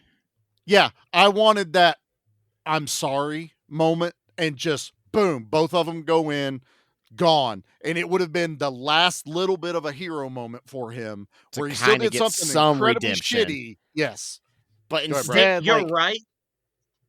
You're right. That is the moment that Billy needs as a character, Mhm. but he really is bit for another story purpose, because there's almost no other way out of this except for Josh Hartnett to become a vampire. So that's why he can't have that moment. You're They have right. to deny him that, Yeah. so Oh, Hartnett can man. then kill him and get the Damn. blood. They wrote themselves into a corner a bit. So he had to be denied his moment, so Hartnett can get his moment, save the day, and then end up killing himself. And so that's he where- kind of steals Billy's redemption. Well, Right, Billy she got in smart stuff. turn becomes the coward because he killed his family. He couldn't do the right thing in the end by at least Yeah. sacrificing himself. And because of that, he also loses a damn arm to the shredder. When he turns around and he doesn't have an arm, I was like, the first time I was like, oh fuck. I And- like that. Awesome. And then It's so cool. he just gets hacked with an axe. It's But I such love a that shitty hacking arc. too. 'Cause Yeah. he gets hit like right there. I'm underneath the axe neck. guy, and I love that it's not that stupid one swing One and hit. it's done. For Right. every The single fact- time that Yeah, it was it's used. visceral. Multiple. When he takes the one dude into the other room, and the guy's like, "Look, I gotta Oh go. my I God. want to be with my family. Don't let me turn." Whack, and they don't whack, show whack. you Thump. but 3 hits. Yeah. Mhm. And he comes walking out of there. I'm like, "Fuck." That's And more the powerful. look on than his face seeing it. coming out of there is Haunted. I can't. Because he's seen so much in this. It's just movie. another death too to happen. Another one of his friends, because they're all local residents. another friend that And- he had to kill or sacrifice. Yeah, Josh Hartnett is tortured in this movie. He has a relationship that is fell apart. He has the weight of the safety of the people on his shoulders. It starts out very sneakily by Ben Foster killing the dogs, taking out certain things, and he has to go around and see all this and investigate. Then the first couple of kills, that he's like, oh, what the hell is going on? This man is put through hell, and he never gets away from it. So while I like this ending, I make the Blade joke earlier because I have this one as well. They also watched Blade 2 when they made this movie. Oh, yeah. And they gave it the Blade 2 ending for Josh Hartnett. I love that he injects himself and he's super powered, which catches Marlowe way the fuck off guard. Oh, And I love when he goes out that. there and just starts throwing good old fashioned American fisticuffs. But this is Good old where haymakers. this is where I wish I've read the comic, because I believe what is accurate to the comic is this ending of him turning himself into a vampire to fight back. And that's where I'm so like, I remember hating that back then. I'm much more okay with it now compared to like back then. I don't like it. There's no way out then. If There you really don't do isn't. that, But then like Brian said, it's like you've lose written it. yourself into a corner at this point. Like, it's not like he just go out there with an axe and fight all these vampires one-on-one. So what I like about it really is, again, obviously it's a classic Western thing. The hero sheriff is going to take on the outlaw. Once he kills him, the gang disperses. You know, it's a classic showdown. But the other thing I like about it is that the vampires, they're not skilled fighters or anything. They're just fucking bullies. Because they happen to be stronger than the humans. So once it's equalized, Josh Hartnett is like, you know, I can actually fucking fight. And now we're on equal terms. I'm going to kick your fucking ass, dude. Yeah. And that's what I like about it. It's like, you're not better than me. You're just magical. Now I'm magical too. And it's fucking on. And that's what I like. And those how first they three even- punches are so badass. And they even it Oh, out. I like and that a lot. They're smart about it with the filmmakers. Is he's still going through the transformation and it hurts. So he's not at full capacity, even though he is a vampire now. So that's why Marlowe's kind of able to kind of get that edge on him as it goes. But then that final like punch through his fucking face with the full power, that's like kind of Josh Hartnett. Like it finally took, and he just blow right through it. Now, Right through the fucking skull. yes, it's the Western, the gang disperses, but I'm also sitting there going like, isn't there another vampire that's like, I'm next and I'm taking this motherfucker out, you know? The vampires, dude's gonna get tired. They got the hell out of there. They were not down. But they probably knew that Marlowe was the strongest out of all of them. So if he's killing them, they're like, well, fuck. We got to get the hell out of here. I want to jump on that because Daybreak is chasing them too. That too, yeah. Daybreak is also end of day chasing them. 29. And or Hartnett's day already 30. taken out the natural number 2 of killing that one woman, shark-looking vampire with the UV light. She was weirdly sexy. Such an odd plan that. Okay, not weirdly sexy. Hot fucking vampire bitch. Yeah, You're saying she could suck your blood? Yeah. Every day of the week. Oh, Pete, do I have a book for you that's going to be coming soon called Sex of the Vampire's Dog? I cannot wait for your book to be released. Because let me tell you, Pete, you got a lot of sexy vampire. That was a lie. I'm going to There's share just it with a my lot of wife. sex in the book of Sex of the Vampire's Dog. Who knew this whole episode was just a promo for Nate? That's anytime I pick a vampire movie, it's just to promote my own book that isn't done yet. It's not done yet. Are you going to That's spell your vampires with a Y? No. God, no, please. I no. sure hope so. Missed opportunity. Because that's the way to go. That'll be the sequel with the lesbian vampires that he writes about. Yes. Speaking of sequels, so does anybody know what the second movie's about? Or It's like Stella coming back I like sort of watched it. land.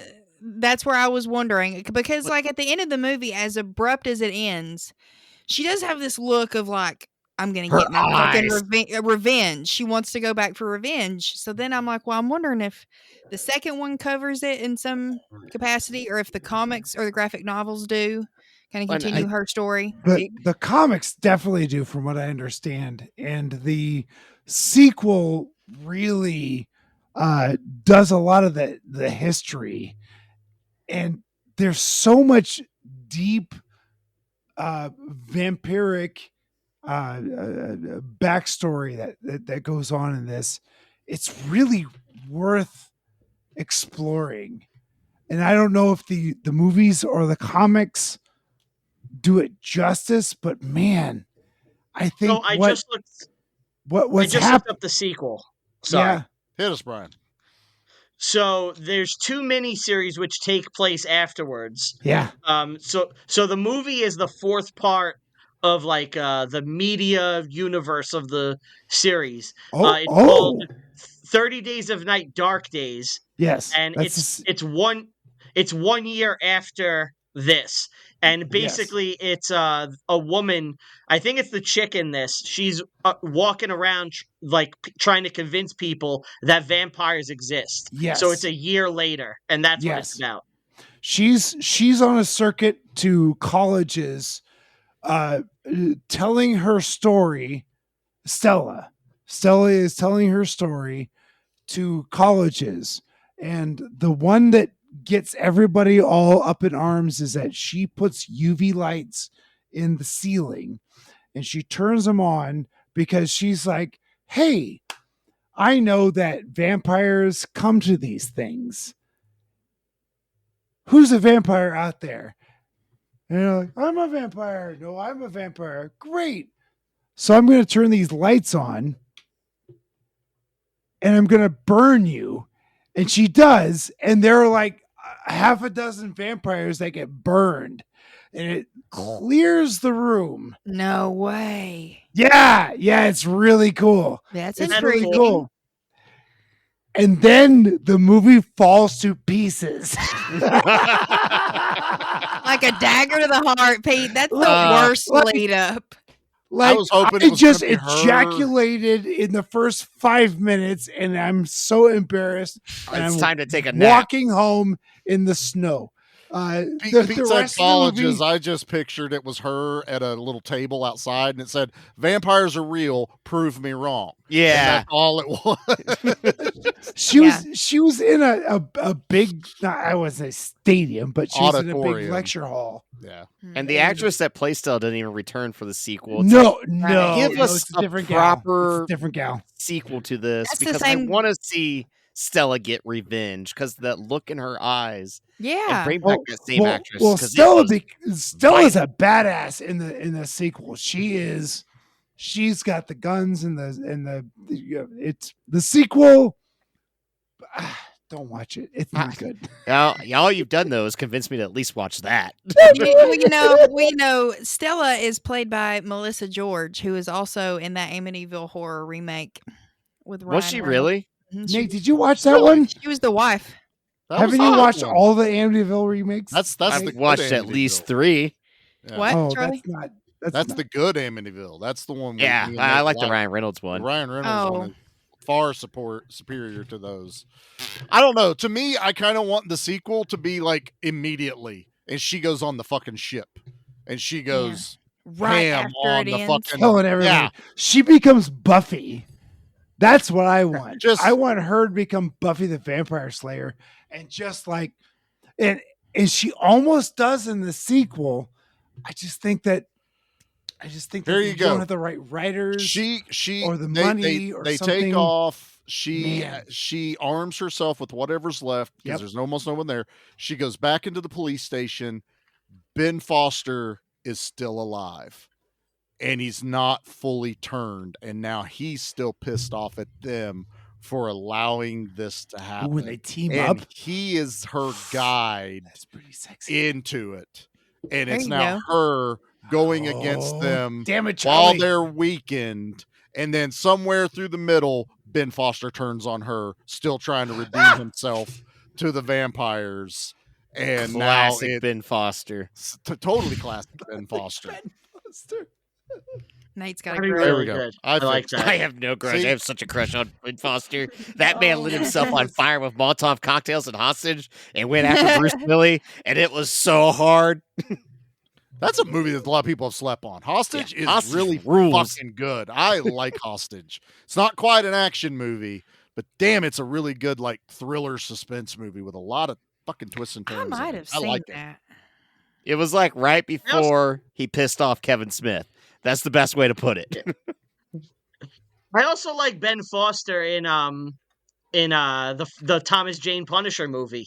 He's like one of the weirdos in the apartment. He's the guy he with has all the like piercings. the piercings in his mouth. That's right. I Yeah. totally forget that. He's the video guy. He's in another Jason Statham movie. He's in The fucking Mechanic. He is. You're right. He's He's that the guy that tries to that they're become the supposed next to be mechanic. training, and then it's like this whole big turnaround. Ah, we should do the mechanic next year. We really should. Oh, the mechanic No, rules. Pete, I think That you would sounds like The terrible. Mechanic. It's a remake Of of the Bronson movie. Charles Bronson. And believe it or not, Oh boy, Charles Bronson. the Mechanic Resurrection also fucking amazing. Yeah. The acting. Yeah, it's What are you going to say about Charles Bronson? Yeah, don't you say anything about Jason I love Statham. Charles Bronson. Yeah, what you're going to say about Charles Bronson right now? Yo, Ma, can we get Boy, some can cookies? that guy act his way out of a paper We got bag? cookies at home. No dice. No dice. All right, let's get into our things.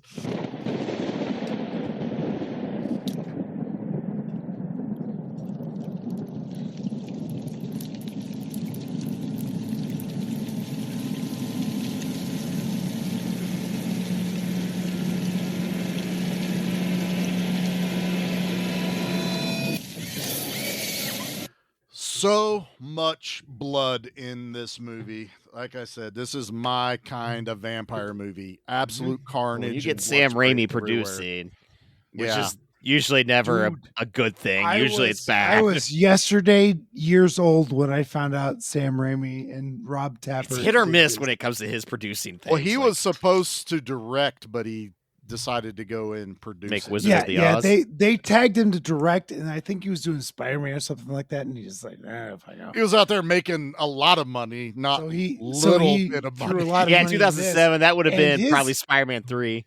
Dude, Yeah. are his fingertips not in this movie? Because as people are drug under houses, this has knowing Sam it, I can Raimi- see some Raimi-isms in it for sure. But so this is a weird thing. Like I watched quite a few videos. I got numbers as low as 65.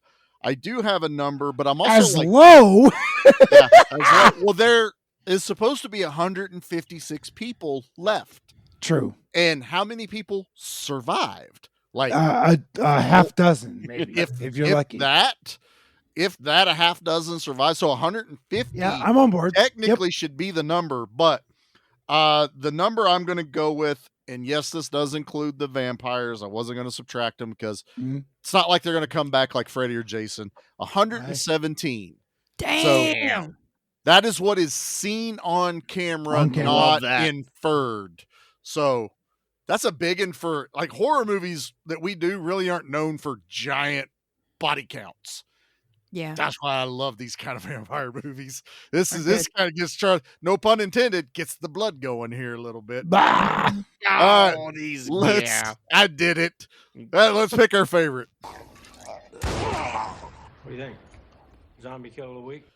All right, Brian, I don't know if you remember. I know we did action last time, but this one's on horror. What is your favorite kill of 30 Days of Night? I gotta go with when the guy goes into the shredder thing. I just think that's so fucking cool. Like I watch anytime I'm online, if I come across videos of people throwing watermelons into those things, Right? Or anything Couches. like that, Yes.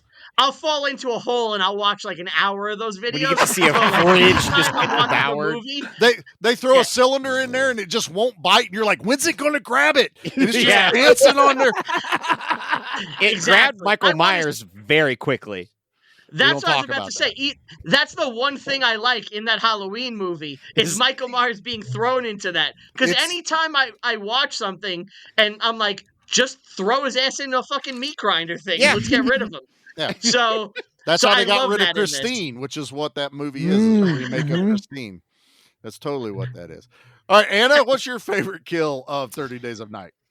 I really like the one John Reese, the guy who's under the house, and it's the first time they try to make a move from the attic, and Eben's out there, and he hears somebody hollering his name, and that's also the first time we get to see that, like, once you get bit, you can change into these things because it's not until he comes out from underneath the house that he sees his eyes are changed, and he's like, "I'm so hungry," but he gets tangled up in the swing set, and Eben hacks his neck off and hacks his head off and kills him. But then I love too, like when the head vampires come back later and he's still like tangled up, his body is like standing, and they're like, this wasn't here earlier. So yeah, I really dig that one. And the lead up to it was good too. When they turn his head over and start touching his face, that's such a good shot. Well, he's looking at his teeth. Like, yeah, that's when they realized, oh fuck, we've changed. We've changed. We've turned a couple of them. Yep. Yeah, that was that. Oh That's shit! what they were moment looking for at. them. Yeah, Pete, what's your favorite kill?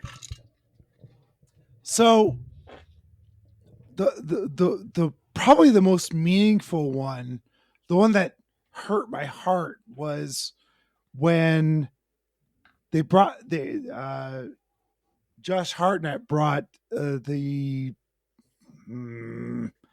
utility worker into the office and chopped his head off, and you heard chunk chunk clop.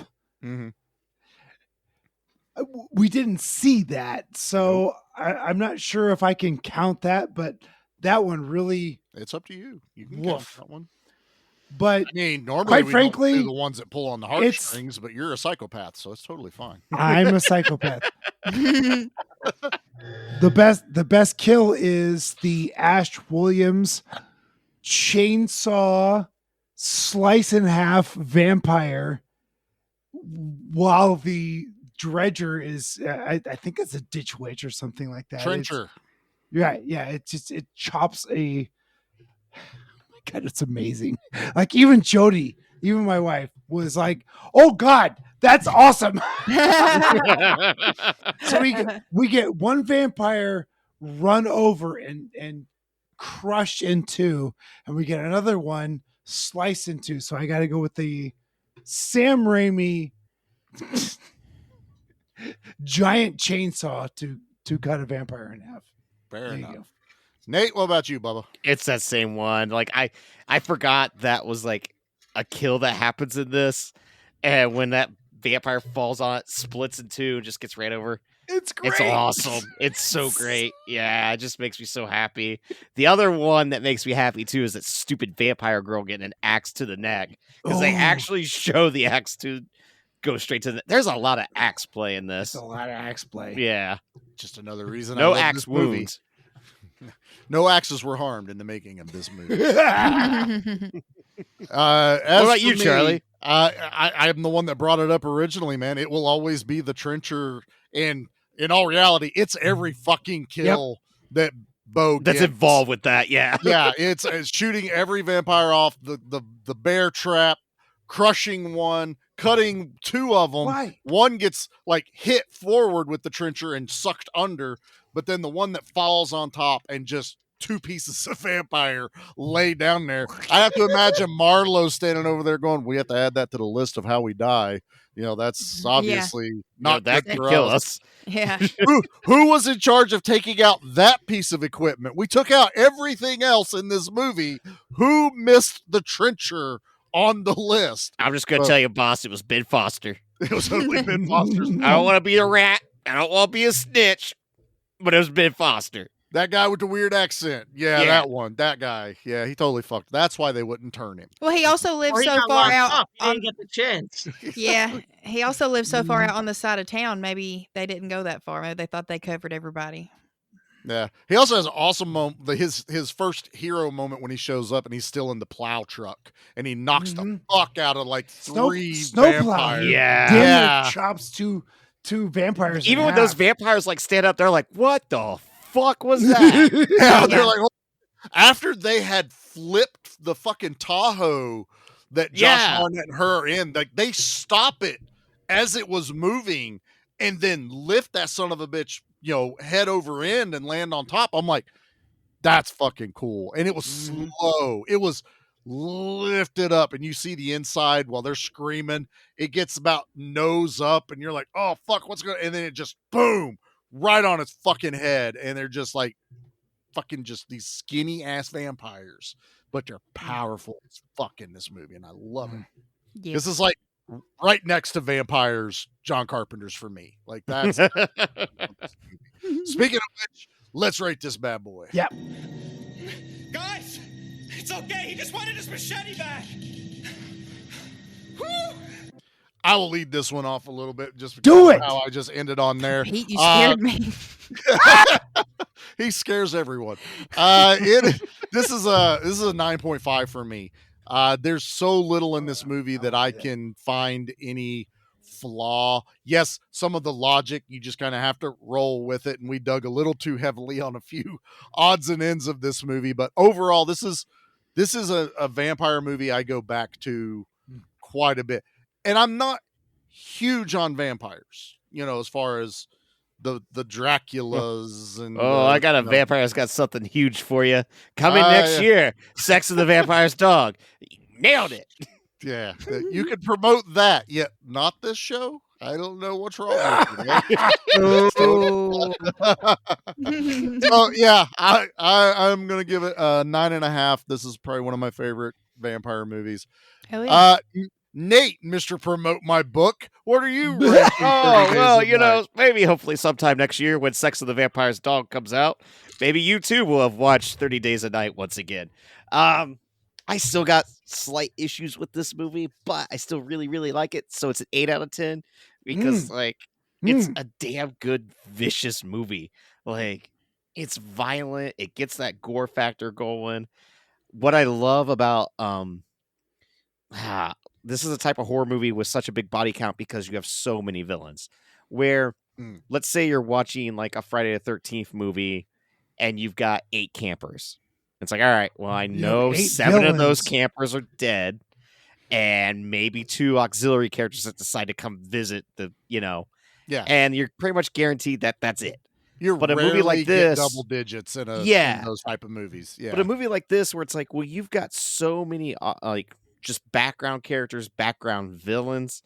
You have a lot more in the sandbox to play with to kill off in creative and fun ways that I think this movie really excels with. So that's what I like about these type of horror movies, is when you can just go for a grand finale. So 8 out of 10 by me.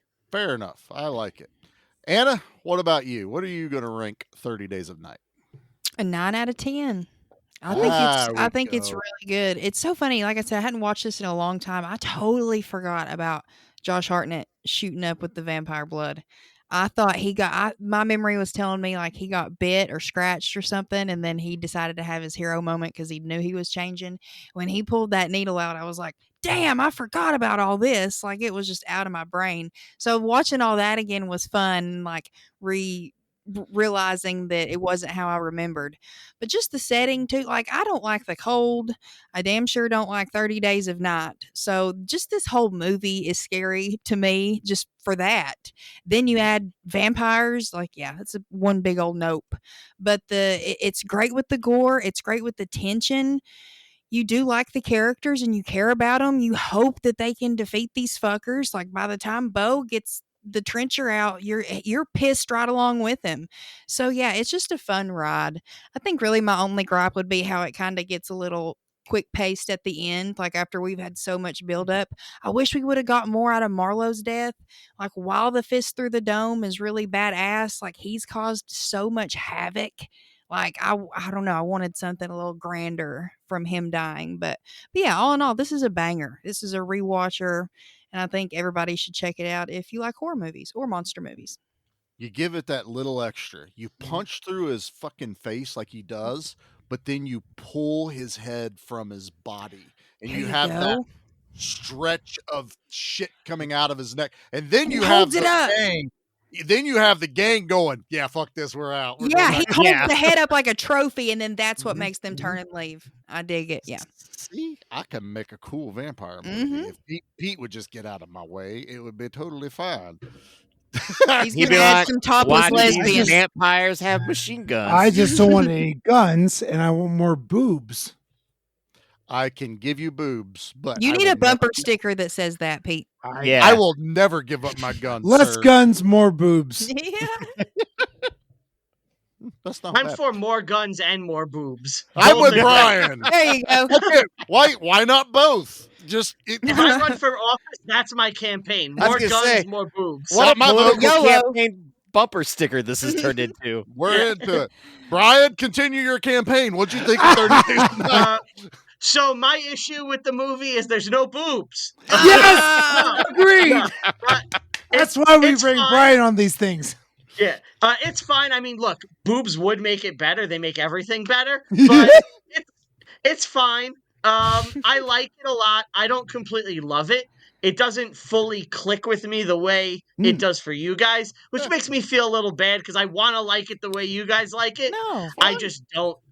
It's fine. I like watching it. I mean, I saw it in 2007. I saw it now. I won't wait 17 years to watch it again, so maybe that rewatchability may help a bit. I like the survival horror. I like the Western elements.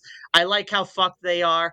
I think maybe if the ending wasn't so much of a downer, I may like it a bit more, but I kind of get why it has to go that way. So it's fine. I like it. I'll give it a 7.5. Nice. yeah. That's totally fair. Nice. Okay, Totally all right. fair. Fair enough. Yeah, Absolutely. that's still a good score.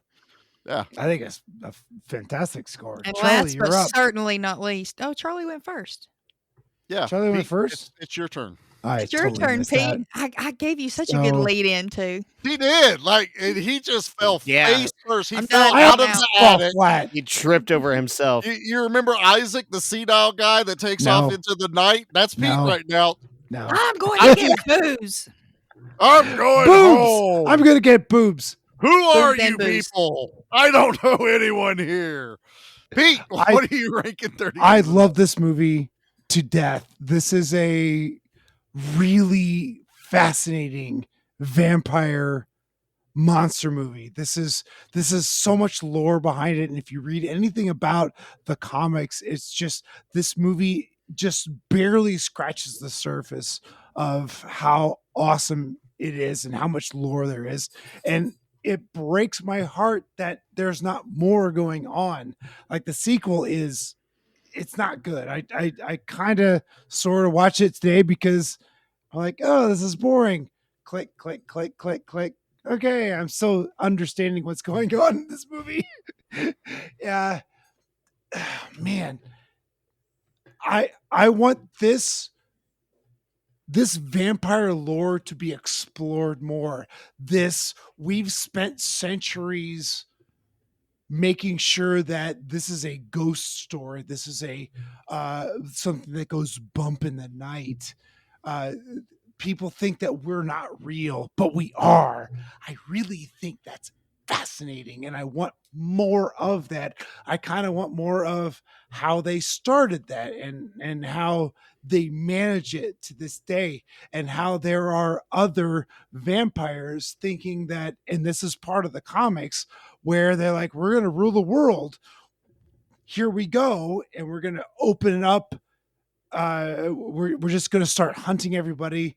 We're going to take over the world, and that's not what the old vampires want to do. They just want to maintain not necessarily peace, but balance between. They want to survive humanity and vampires, because vampires can only survive as long as there is food for them. Yep. And when they rule the world, humans become cattle, and then either it's not fun anymore, or it just somebody really the needs people to at the Get top. the movie Daybreakers. Right. Daybreak. You just- Ooh, that's a good vampire. Yeah, Daybreakers rules. I don't think I saw that. William Dafoe. Oh, Ethan, yeah, I did. Ethan Hawke. Ethan Hawke. Yeah. Yeah. Okay, I've seen that. Yeah. I really like the way this mythology has been laid down, and it's a 9.5. There's a couple things I really don't like about the movie, but I don't give a shit. 9.5. There you go. Did Pete and I agree on something? I think so. Gosh, love this movie. This movie is one of my favorite vampire movies of all. If I'd have picked this son of a bitch, he'd be like, "Oh, Charlie, No, I Charlie. didn't like this at Nope. all. Disagree. This would have been this Ninja movie- Assassin that I give him this is everything he loves. This movie is flipping. This is And how he he get- repays you. He gets done with it. He goes, Charlie, I know you gave me ninjas. So I love this movie. I don't care for this. And then I'd be like, let's watch vampires. And he watches. Charlie, I know you gave me a lot of vampires, but I don't like this. But no, Nate brings in. You're like, this is the best vampire movie I've ever even- seen. You know? There's no boobs in this. That's why it's 9.5. There's no boobs in this. Okay, fair enough. Good scores all the way around. I think no one's wrong in their reasoning. Yep. Brian, I totally get where you're a 7.5. Nate, even you kind of came in a little low on me. I was surprised at an 8 for you, but that little girl vampire just kind of fucked you over a little bit. It's the girl and the Indian. That's the Indian Love that. still. I love that little girl. 'Cause Anna she's coming not part of the solid. village. She's part of the. Nah, So she just shouldn't have talked. there's Yeah. It's a Now that I simple thing. know Ah. that she's not part of the village and rewatch when I go to rewatch, I'll be like, okay, now she just shouldn't talk. Like, Yeah. agreed. they might as well have her have She like a should have teddy bear spoken vampire while holding whatever on to they're the doing. teddy bear. And, Can you help me Well, find they my mommy? Can you help me find? I'm so lost. That's how bad it was, honestly. Yeah. Because when she's like, I'm done playing with It's this such one. ADR. It's, Like, it's shush. Yeah. Like, if you're that should have been, instead of just chopping her head off, they should have chopped right at the mouth. Just because you fucking hated her mouth. like And Ninja chop it Assassin. Just like Ninja Assassin. Take the top half of her head off from the top jaw up. And then I would have laughed. And I'd been like, that's what you get for talking, bitch. You're dead. Nate, you got a trash opinion for this movie? oh, do I ever? Damn it, boy. Nate, stop it! Man. No. I come out, I throw trash all over the ring. And then I start eating garbage. I don't want to hear it. And then I pick up the trash can and I bash the guy on the head. Oh, that's going to be a disaster. All right. This No. comes from Mad No. Morgan back in 2020, who watched this on October 31st. So keep that in mind, because that means they watched it for their Halloween movie of that night Oh. in 2020. I During hope the you hated it. pandemic. Yeah, during the pandemic. So they gave it 1 out of 5 and said being punched in the face is more enjoyable than this film. Well, they're fucking stupid. I disagree strongly. It was just I boring hate this. and not really believable within the story. The action scenes were simply filler. Nothing was really interesting in terms of action, characters, or storyline. The vampires also waste vast amounts of blood, and if that's the case, I feel they could have slaughtered the town the first night. Then the movie be much shorter and appealing to people who enjoy really bad horror films. Why a fight scene at the end? Why the awful characters I was rooting for to die? This movie should have lasted half an hour with commercials tops. My favorite thing is them saying that the story is not really believable because it's vampires attacking a town. Right? He's a dumbass. That's where they get you. Okay, so I agree that there was a lot of blood wasted in this when They're they would. vampires. Yeah, no, there's no, so much no, vampire vampires would not waste blood like that. They would go there. And Tell they're me like, one vampire that And hasn't then wasted blood. Tell me one vampire that hasn't wasted blood. At this point, Yeah. they're being very gluttonous. Like they're there for a feast. So Yeah. and also you Yeah. gotta think the people in town are shooting them, and we have blood coming out of them too. Yes. So it's not just the blood they're feasting on; it's their own blood too. Fuck that guy. He can sit down. Solid, Anna. That's exactly right. They are on a hunt. They're not here for food. They're on a hunt. Right. Yeah, they're This not, is a- this is they're a not pleasure ethically cruise. hunting people. They're not like, Yeah, we they're use not hunting every- for just. Yeah, we don't need food. We need. We use every part of the human. Phil over there. We makes here- We waste dry- nothing. That Phil is over there a makes- free-range human. He is grass-fed. We The make vampires are like toddlers. Like the blood is like chocolate all over their faces. Yeah. You know, Yeah, They're they're just just eating the a toddler with chocolate cake. like so much they don't care. Yeah. I got in so much Right, right. trouble. I took Anthony with me to go pick up some material when he was real little, and I know the people over there really good, close to us, and they're like, "Hey, you want to? We got fudge sickles in the freezer." I'm like, "Yeah, give him a fudge sickle." It was like 30 minutes till dinner time, and Anthony is eating this fudge sickle on the way home. Me, I'm not even thinking about what time it is. He walks in the house, fucking fudge popsicle all over his fucking mouth. He's got fudge Jackie's eyebrows. looking at him, going, "Did he have chocolate?" And I went, No. "He had a fudge sickle." Dinner's in 30 minutes. I said, Joe gave it to him. I had no part of this. I don't know what popsicle. I think there's a picture floating around of Anthony with all this chocolate on his face, and me just being like, I don't know what happened. Get mad at Joe, not me. I didn't do it. All right. Well, that's 30 Days a Night, our first movie into second movie into No Theme December. It's not. We're not even done with Yeah, November why you yet. called it that? I haven't had my deviled eggs yet. Okay, we're not even to Thanksgiving because of how we record. So fuck off. It's our second episode of December, which means our Christmas episode is coming out next. And now is when we get to reveal to everyone what our action Christmas movie could it be. Violent Night? Could it be Silent Night? Santa with muscles? Could it be any of these fantastic action Christmas movies? Black No, Christmas. because there's one better. There is the ultimate action Christmas one movie. Christmas movie to rule them all. The greatest hero of Christmas agreed ever created. We are covering Ernest Saves Christmas. Ernest Saves Christmas. Christmas. That's it. We need Hell some yeah. fanfare. I need sound effects for that later. But yeah, that is our Christmas You're episode doing this the year. editing, so you can talk. I'm telling myself right now. Oh, See, this very is, good. Yeah, he's this is reminding himself past now me from talking to now me to editing make him. future me put this in. So that's I can go get my trumpet. I can no. Save it for No? February. You sure about that? I'm sure You February. keep that triangle holstered. That's right. I'm like a God, goddamn- I swear to God, you're. It's like a shuriken for him. He's just got triangles everywhere, and they're flying all over the place like ninja Triangle assassin. you in the butt. Wait, Oh, Not my why not the butt? Why not the balls? Because then I could ring the 'cause triangle. The butt's. I don't know. Yeah, you keep your little triangle hitter thing away from my nutsack. Hey, Brian, tell us all about your podcast, dude. Thank you. So, Reviewing History is my podcast. We watch movies based on true stories. We go through them. We tell you what's real and fake in them as we make dick and fart jokes. It's a lot of you fun. do. I highly recommend it. You don't even need to have seen the movie because we walk you through the plot and the real history. And it's really just an excuse for us to hang out and make dumb jokes. So I would check out Reviewing History. But the real reason I'm here is I'm promoting our new Christmas podcast. It's a special. It Yes. drops on Bandcamp Black Friday at the stroke of midnight. Eastern Standard Time in America. It's $5. You're getting a 3-hour Christmas podcast with games, original songs, music. It's a blast, a ton of Christmas talk. It's a lot of fun. I laughed till I cried recording it. And we're also throwing in a bonus hour-long podcast covering Die Hard, top to bottom. It's a lot of fun.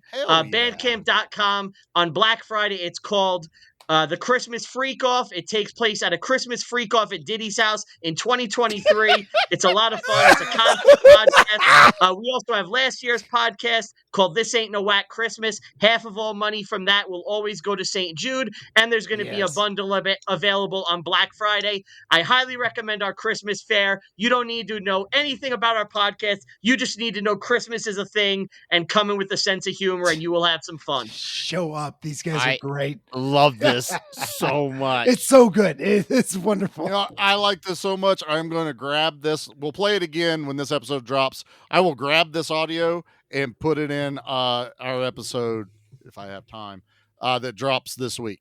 So if we got to get this out early. Yeah. But they'll This have will be access out to it. after. But you'll have access. Black Friday. They'll have access after Black Friday too, right? For After Black Friday, it'll be there, forever to buy. If you hear this before and it's not out yet, you can go to bandcamp.com, type in Reviewing History, and you can follow the page, and you'll get an email from Bandcamp when it drops. So I think people are going to love this. It's a lot of fun.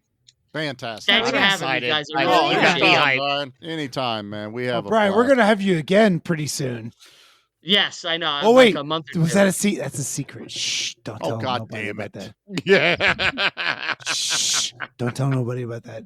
He is the worst at secrets, but damn it, now it's just making me dread. I don't know. I love you, Brian, but really, he roped you into this. Oh God. Shh! All right, so make sure you tune in next week for Ernest Saves Christmas. Thank you, everybody. Anna, thank you so much for jumping in Anna, on here. love you, We babe. love you to death. Love y'all. So happy you're here. Thank you for being here. As our, what do we say, fifth member? Fifth. Just Yeah. Troy. And Can't forget Troy. She's our fifth co-host behind Troy. Everyone forgets Troy. Poor Are you Troy. behind Troy? That's his super. I think you're in front of Troy. Don't make Troy behind you, though. That was weird. Kathleen might not care for that. It wasn't weird till you made it weird. I know. That's why I'm here. Did you not? No, I know hire exactly me for this. Hired is a very strong term. We can't take him anywhere, y'all. Really Can't take him can't. anywhere. Really can't take them anywhere. It's totally fine. Oh, this is the end credits here. These headphones make me look like I have Devin Sawa hair. That's great hair to have. Can we? Yeah, it is. Right? Hair is overrated. Yes, says the bald guy. Yes, says the bald guy. My bangs are in this weird length stage. I'm trying to grow them back out. I'm bald on purpose, Pete. What's your excuse? My excuse is I got the short end of the hair stick. Genetic hair stick. That sounds like some kind of Dr. Squatch soap name. Hair stick. Y'all should be Comes out this sponsored. March. Hey, Dr. We should be Squatch. sponsored. Yeah, Dr. Squatch. Where's our sponsorship? Where's at? my That way I hair can sticks? smell like your Right. beer Sponsors. bourbon. Give me back my soap. That's how. Yeah. So we have a whole new angle on that. What did we do with the soap before we got it back? You dropped it. Ruh-roh. That's it. Yeah, you walked right into that one, Pete. Thank you. I was like, Thank damn you. it, that was mine. I'm good night.